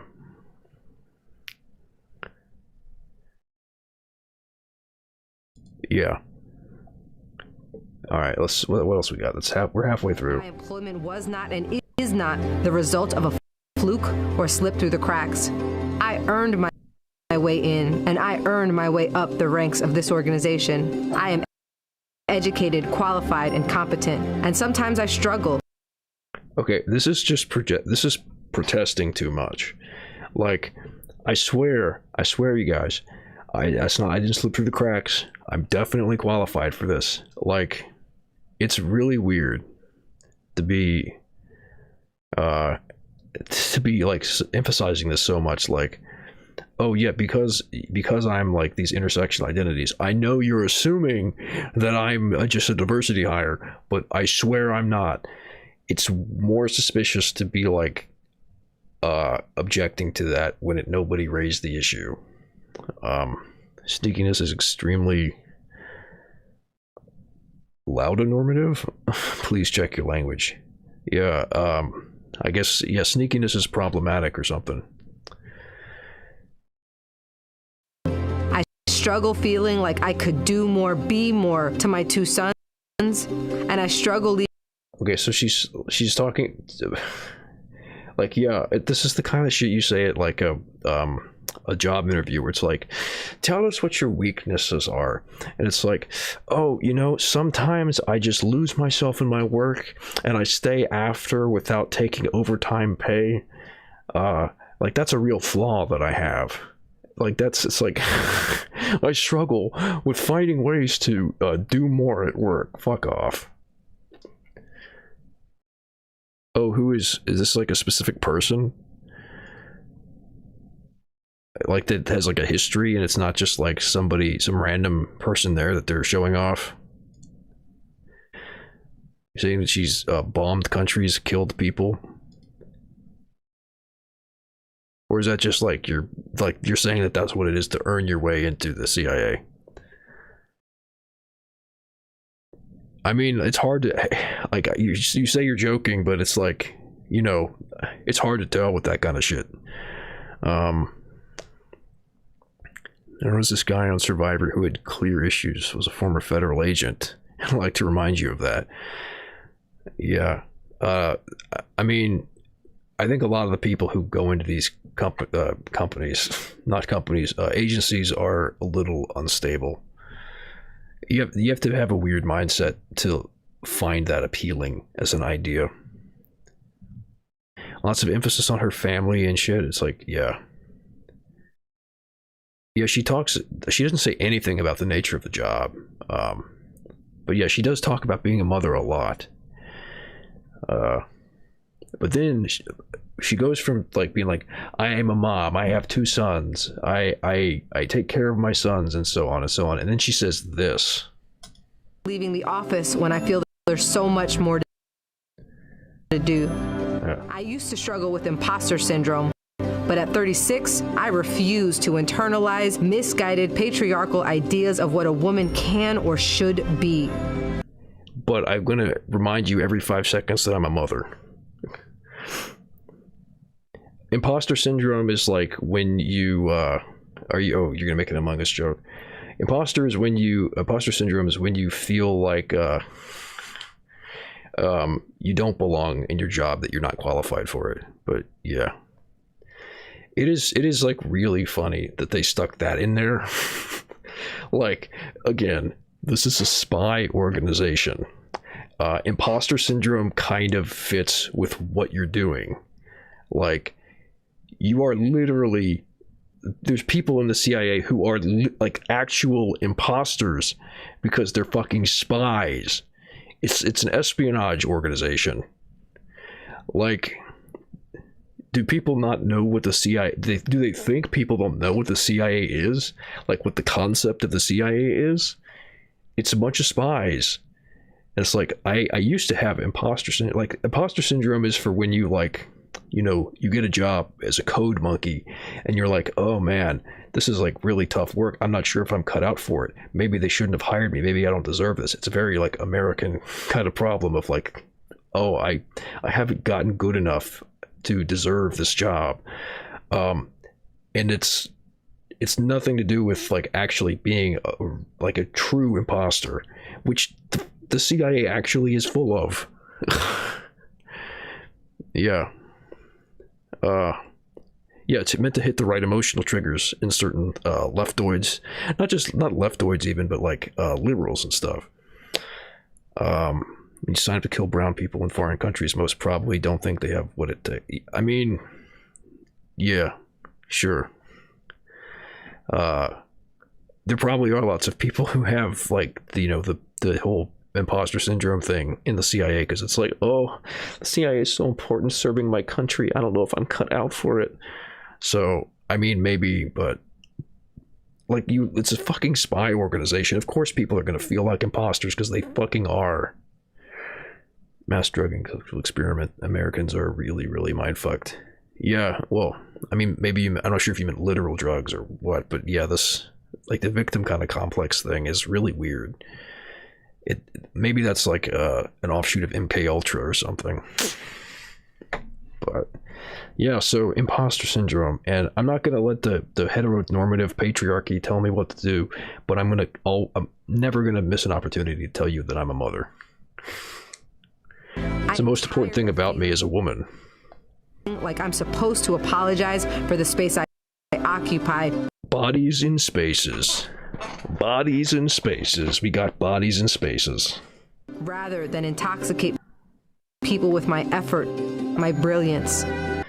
Okay, and also a CIA talking about intoxicating people. Oh, it definitely is metaphorical, right? I'm just metaphorically, I'm intoxicating people with my charm. I'm not like literally poisoning fucking people.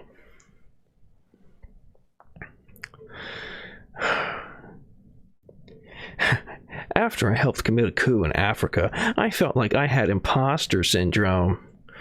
Yeah.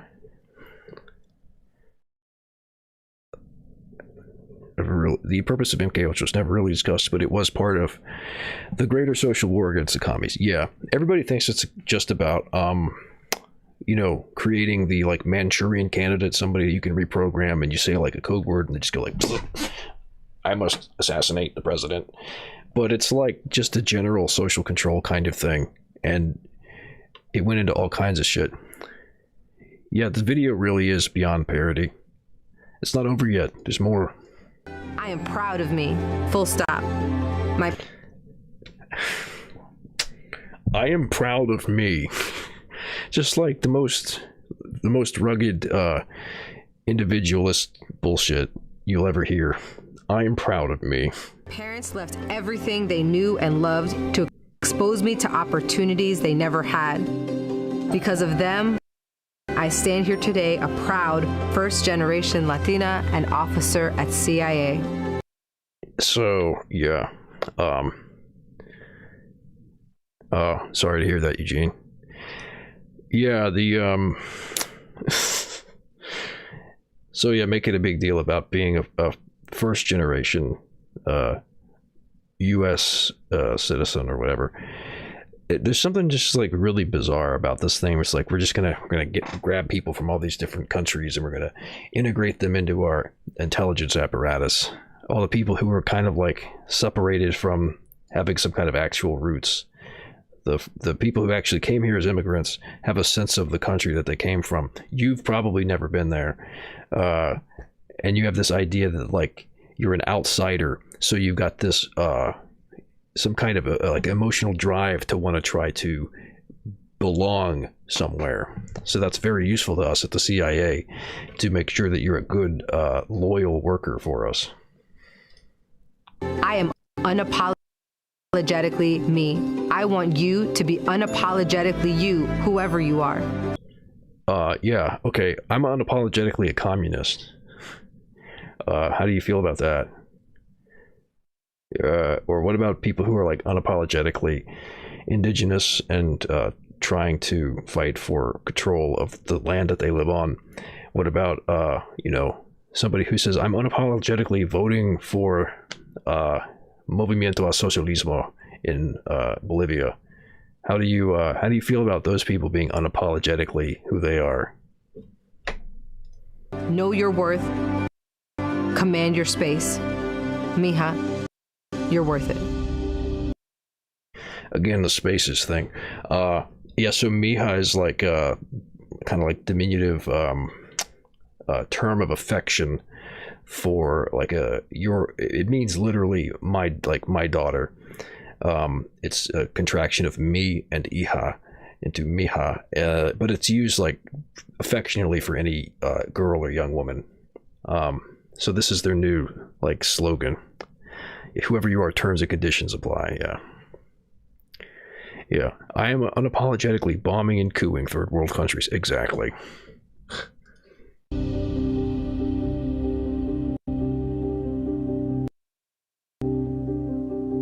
Yeah, that's a recruitment ad. So if you didn't see the waiting for the UI is obstructing it. At the bottom of the screen, you can see this is for cia.gov/careers. So this is their recruitment ad. Yeah, what if I unapologetically want to protect my fellow blacks in my neighborhoods? Well, hey, you can unapologetically do that, but she's unapologetically going to send in a plant to disrupt the organization so that she can unapologetically kill whoever the leader is, and then later unapologetically funnel a bunch of drugs into the community to erode whatever's left of it and turn it into just like shambles. So you can be unapologetically whatever you want, and she's unapologetically going to come kill you. So, yeah. This is why the liberals are falling in love with the intelligence community. All right. All right. That was relevant to, yeah, more money to fight domestic terrorism for the FBI. FBI, CIA, all the same kind of shit. They're all a big happy family now after 9/11 especially. Kamala, I'm gonna just finish up the last few headlines. If anybody's got a story they want me to read, now's the time to let me know before I sign off, because I'm about done for tonight. I'll be back a lot earlier tomorrow, and I'll probably start reading the news around 6 p.m. my time, so 22 UTC. Kamala Harris stirs critics by declaring lack of climate adaptation and climate resistance as root causes of migrant surge. Speaking at the Washington Conference on Americas on Tuesday, Harris acknowledged the recent surge at the U.S.-Mexico border, saying people are leaving their homes at an alarming rate. We want to help people. Oh, I need to develop a Kamala Harris voice, since she's vice president and probably going to be the next president. We want to help people find hope at home, and so we are focused on addressing both the acute factors and the root causes of migration. And I believe this is an important distinction. We must focus on both, she said. I gotta work on it. I'll work on that. She's got this like difficult, like quavery kind of cracking voice. She always sounds like she's on the edge of a mental breakdown. America's new normal, a degree hotter than 2 decades ago. Mahowald and University of Oklahoma meteorology professor Jason Furtado said updating normal calculations helps city and regional planners to prepare for flooding and drought, farmers to decide what and when to plant, energy companies to meet changing demands, and doctors to tackle public health issues arising from climate change. So, we got to update those models so that we can actually predict the weather accurately. It's another step in the whole global warming thing. It just keeps on piling up. All right.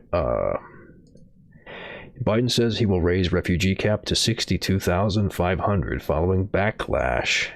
In the White House statement, Biden said he submitted a budget to Congress that reflected a goal of admitting 125. Oh, I need it. Hold on. Turn this off real quick. There we go. That's better. Biden said he submitted a budget to Congress that reflected a goal of admitting 125,000 refugees, but added that the goal will still be hard to hit, and it might not make it the first year. The announcement also comes a week after 34 Senate Democrats sent a letter led by Senate Democratic Whip Dick Durbin urging Biden to raise the refugee cap to 62,500 for this year and then double for the next year. So Biden's coming to fulfill all those campaign promises, except not. And people have to like yell at him even to do that. And it only works sometimes because you got other times when it doesn't work. Let me pull up. I retweeted this so it would be easier for me to find. So remember all that shit about the vaccines and like how there's those patents and the vaccines aren't going out for COVID to all these other countries because, you know, Pfizer and AstraZeneca and all of those companies want to protect their intellectual property. And it's like, well, we can't do anything about it because they won't be able to make money and they won't be able to survive as businesses if we let other people do generics. And that's like official policy in the US. So this is from Gravel Institute. Here's Joe Biden in 2020 explicitly promising that he would waive vaccine patents as president. If the US discovers a vaccine first, will you commit to sharing that technology with other countries? And will you ensure that there are no patents to stand in the way of other countries and companies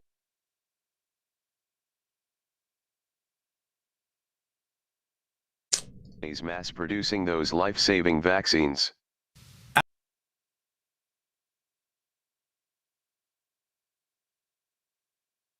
Absolutely, positively. This is the only. Let's see if maybe it'll buffer a little bit. This is the only humane thing in the world to do. If the U.S. Yeah, so he's saying absolutely positively the only humane thing in the world to do. 2020 when he's running for president.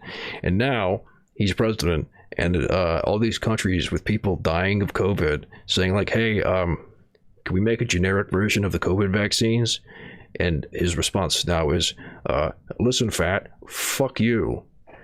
And yeah, this is, there's a word for what's happening here where people from certain parts of the world, certain countries, certain ethnicities are being effectively targeted and dying en masse because of public policy. The word for that is genocide. So let's see how this goes with PR for Joe Biden, because there's lots of people out here defending it right now. Yeah. He's talking to this guy. This guy is in a wheelchair. Some Americans read between the lines and it's all bullshit. Yeah. Yeah, I mean, you've always got something to say about this kind of stuff, Eugene. Okay, I could just scroll down and you can see people defending this. I already saw this tweet earlier, so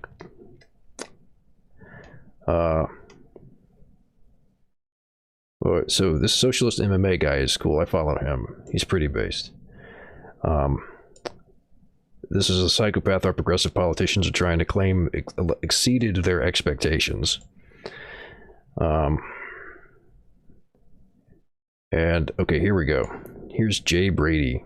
Says, 1, this is not as simple as a chocolate chip cookie recipe.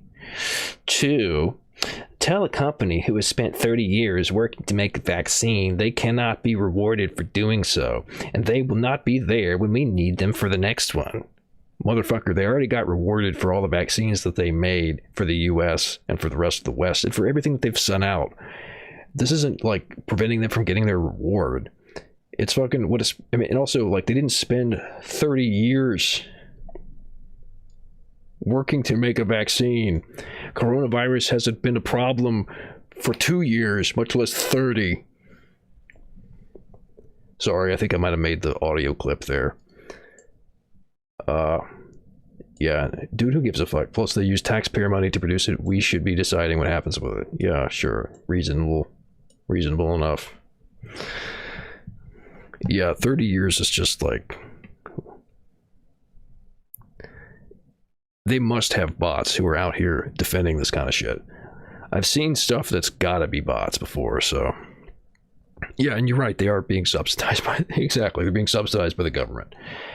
Here we go. And this is like, so these are the ones that are, this, by the way, so, here's how Twitter works. Nick, Socialist MMA, his tweet was first because I follow him and he replied to this.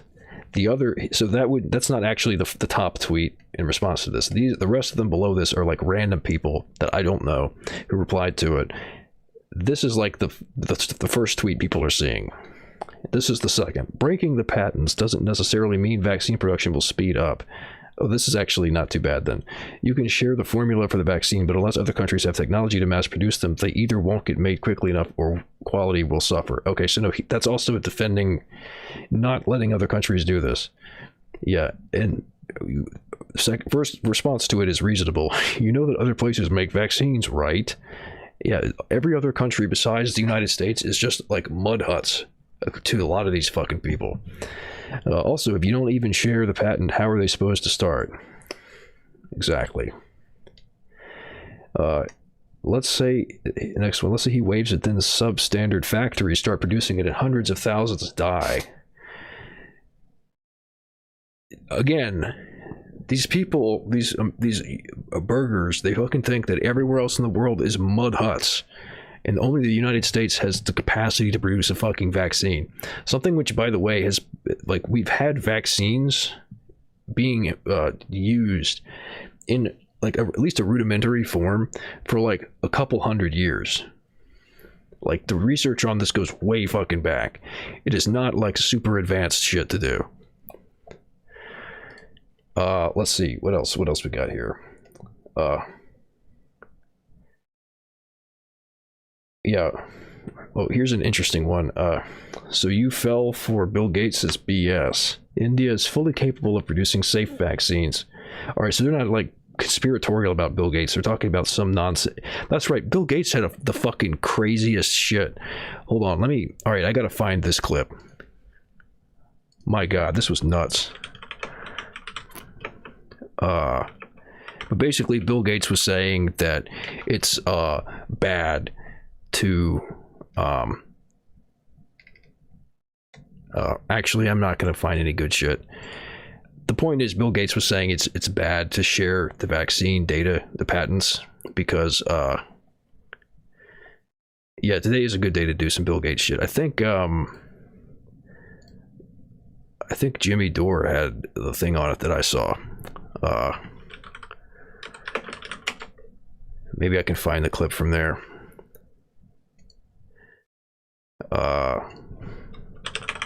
God, yeah, so like, if you don't know, anybody in the audience doesn't know, Bill Gates, this is it. I could probably skip to the relevant part. Bill Gates is getting divorced. Turns out Bill Gates says no to sharing vaccine formulas with global poor to end the There may not be video of Gates saying it specifically. Advocates blast Microsoft billionaire for saying patent protections on life-saving vaccines. Yeah, I don't know that much of the details about Bill and Melinda getting divorced. Probably not that much news yet. Billionaires. What are you? He's just a guy who wants to help people. Good billionaire, That's yeah. what Bill Gates is. He's the richest guy in the world who wants to help. You know how the richest guy in the world is the nicest guy in the world. You guys don't know that. You don't become a billionaire unless you're really, really charitable. Everyone knows this. Yeah, you're not a cutthroat fucking capitalist. I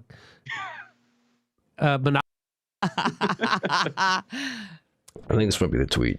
So, how in the F did Bill Gates get to be the one to decide? That's my question. That's somebody else's tweet. Why does Bill Gates and sharing recipes with the world to foster a massive ramp up in manufacturing and distribution is a bad idea? That's what Bill Gates said. Yeah, I think they're similar age. Vaccine recipes be shared. Gates quickly answered no.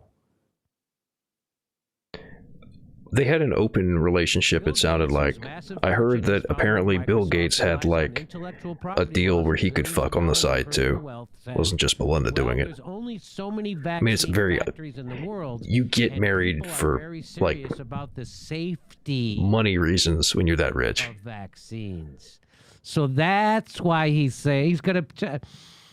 And so moving something that had never been done, moving a vaccine, say, from a Johnson & Johnson factory into a factory in India... This is what he was saying.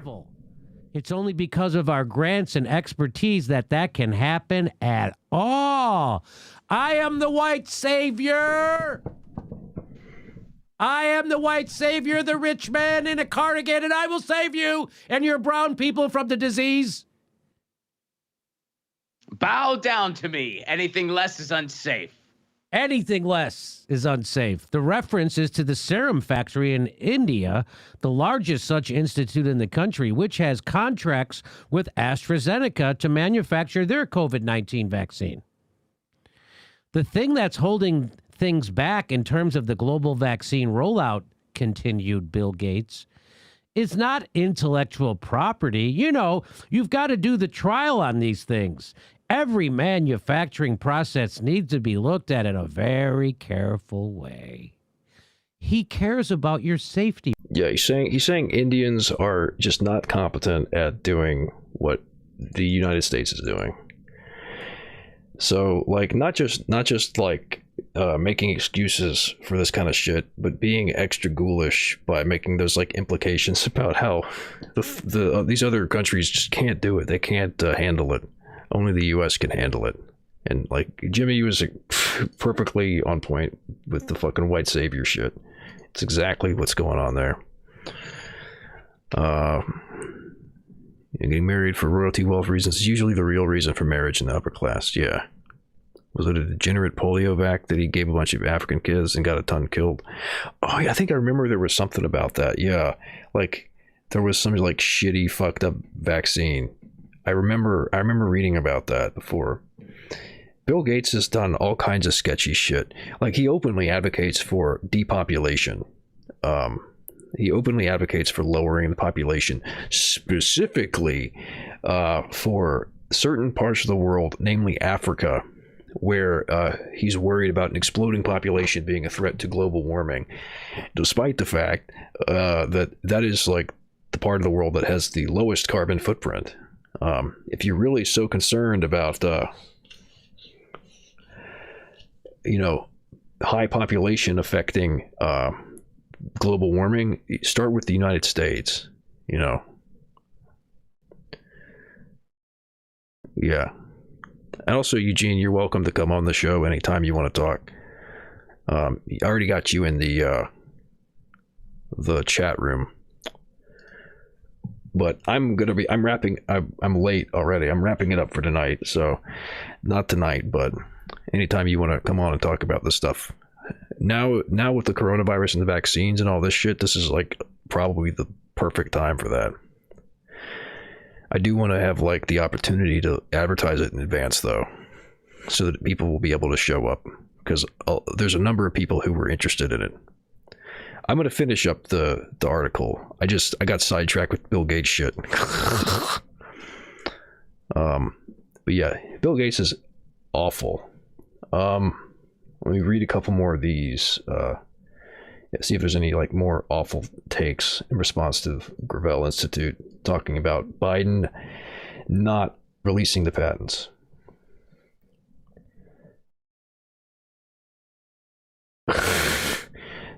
This is a big brain take. The question was, what would he do if the U.S. discovered the vaccine first? The Pfizer-BioNTech vaccine was created in Germany. Biden has no control over that patent. And it's like, Pfizer's an American corporation. Like, see, they like to do this too. They like to do, yeah, Jules, if you want to come on, you can come on too. It's open for people who want to like come talk either about the news, or if they've got some topic that they're familiar with that they want to get into. Posada Salem Maoist is lurking, I guess, hasn't posted in a while, but was talking about they're an unironic Posadist and was interested in talking about some stuff from a contemporary Posadist organization. So that would be another cool thing to have. But yeah, anybody wants to pop on briefly, if they're comfortable with their voice being on air, sure. The way to contact me is on Matrix. I have the same handle on there that I do here. Boss Agnostic, spelled the same way, no spaces or anything. Just send me a direct message and I can invite you to the chat room for setting people up to come on stream. That's all there is to it. For whatever reason, my client has trouble with generating the invite link to those rooms, so you got to DM me first. It's the only way I've gotten it to work. Here's somebody. Tudora Time with Nicholas Tudora is saying Biden's committing crimes against humanity. Thank you. Somebody who's got good takes here. Oh God, here's another one. Biden didn't lie. America didn't develop the first vaccine. Germany did. It's the same line. Okay, so here, this is smelling like AstroTurf. This is another thing that they'll try to do. Not only will they like give a direct counter narrative where it's like just directly making excuses, they'll also come up with like some weird like gigabrain argument that'll try to like confuse and derail people. That's another very effective way. I wonder if I've got a small number of followers and following, so oh, this is a logic bro. My love of critical thinking, stoicism, and exposing fallacious nonsense. Tolerance is not a virtue. Tolerating false teachings equals being an enabler of BS. All right, I don't want to get too like invidious and roast random people on Twitter too much, but yeah. Oh, hey, we got somebody called Prosecco Proletariat. Oh my God. There's multiple patents that we're discussing. The U.S. government holds some. Biden's getting behind the patent waiver. Could also push the other national patent holders. He said he would waive the patents. If he doesn't, that means he lied. Yeah, straightforward. God. Oh, so somebody with the fucking anti-Semitic echo things in his name. I guess that's like, oh wait, Jonathan Reich. So he's doing it like ironically to say like, I am this like this boogeyman that you're talking about. I've seen people doing that before. He says Mike Gravel attended a Holocaust denial conference. So yeah, people are like pulling out like a bunch of random shit to try to misdirect people. Yeah. Oh, here's a good take. Just wild how literal moments into Biden's term, everything is already his. Oh no, this is everything's already his fault. Yes, it is. Next come the dumbest. They're both exactly the same takes. Yeah. MAGA virus. Well, that doesn't have any retweets or likes, so whatever. It's weird that they seem to like just be shuffling the replies. They're not ordered by anything there. But yeah, lots of bullshit bot looking kind of responses. And the thing that's awful about the bots is that you can't really tell the difference between an actual literal bot and somebody who's just repeating some bullshit that they were fed. It's like it's so standardized now, the way people think and talk, that it's hard to tell the difference from an actual bot. All right. So that was shitting on Biden for a bit. Let's get this last story done. Video shows stranger attacking Asian woman with hammer in New York City. The woman that demanded they remove their masks before striking one of them in the head with a hammer, police said. The victim was identified as 31-year-old woman who was taken to the hospital for a laceration of the head, according to authorities. The other Asian woman, 29, did not appear to suffer any physical injuries. So yeah, more of that shit's happening. The NPC meme was real. Everybody's an NPC, so that NPC meme, everybody's like an NPC to a certain degree.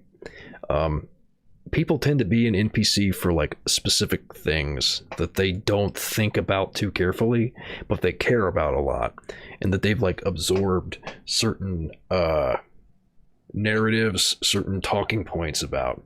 So it's a trend, it's a tendency that you can observe in pretty much anybody. Some people are worse with it than others, but nobody is like reducible to an NPC. Some of their posts might be, though.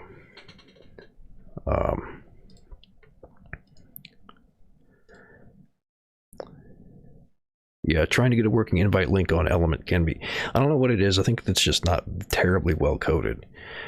I like to do things ironically, as it gives me an excuse to be a dick online. Something that polyps say, people from Pole.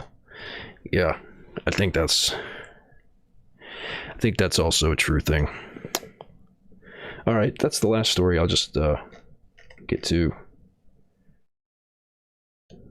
people talking about fucking despite being the percent of the population, percent of the crimes kind of shit right now. All right. Tim Cook, Apple, and runaway limitless corporate greed. Yeah, they're a case study in that if there ever was one. Wait, what the fuck is this? Jell's reports that Boeing, after its criminal negligence, brought down 2 737 MAX. Oh, yeah. Planes that killed 3 to 46 people. I thought that had something to do with Apple. Went into a corporate tailspin. The company laid off 30,000 workers. What does it have to do with Apple, though? Corporate plutocrats raking it in while stifling or endangering their workers. That's just another example of a story that they covered, I guess. Yeah. Apple is a great, if you want to like see a good example of like how ridiculous corporate greed can get, Apple is a fantastic example. Doing their duty, question mark, what the Spy Cops inquiry reveals about a rotten system. So if you're not aware of that, in the UK there's a bunch of cops who were like acting as spies, trying to like infiltrate groups of dissidents, and were getting extremely entangled with people's lives, doing shit like starting relationships and even families with people that they were investigating. It's this real bizarre and grotesque abuse of power. It's been unfolding as people have been investigating it. That's a Morningstar story going into the details. You can find all this stuff. I'll post. I should start doing that. I should start posting the link at the end of the fuck.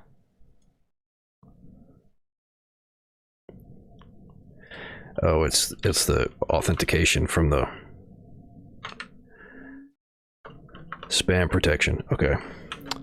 I'll start posting the news thread in the chats. So if anybody wants to read the news thread, there you go. Yeah. So that's a fucked up story. The spy cops. The last op-ed here is fentanyl is the genie that won't go back in the bottle. Yeah. When Axel Anderson was 12, his dad Kirk took him to see Smash Mouth, his first concert. Soon Kirk, a musician, held a drum kit. Yeah, but okay.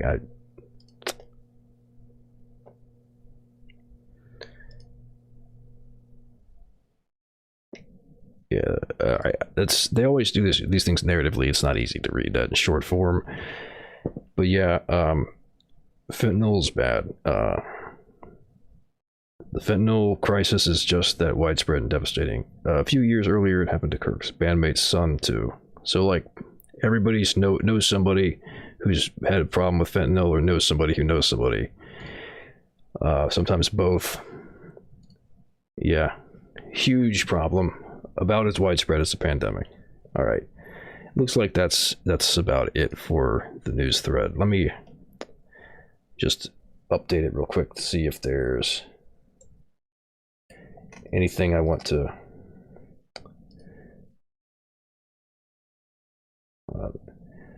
yeah, somebody's fucking spamming the website right now. All right, I guess we're done then. All right, thanks for tuning in. I'll be back tomorrow earlier. It's tetanus vaccine in Kenya that you're saying that Bill Gates administered that killed a bunch of people. Yeah, drawing in pregnant women. Yep, thanks, Jules. Appreciate it. Yeah, I'll be back tomorrow. I'm gonna start the news at 6 p.m. my time, so 22 UTC. I'm gonna before that I'm gonna probably be on reading some Marx, and I don't know, find some like video game that's super I think, isn't there like a communist theme idle clicker type of game? Maybe I'll put that in the background to draw some like random Twitch people in and get them to listen to me reading Marx, because it's his birthday tomorrow. So yeah, thanks for tuning in. I'll be back tomorrow. And I'll just, for anybody who's not aware, I'll remind, I put up this donation drive for Pro Literacy. It's an adult literacy charity that the donating thing is set up through Streamlabs. So there's a page for that, and 100% of the money goes to them. They're like a big US based literacy program, and I don't know, figured it's appropriate as a thing to try for leftypol, but we'll see if it goes anywhere. That's it for today. I'll be back tomorrow. And don't forget to agitate, educate, and organize. That's all, folks.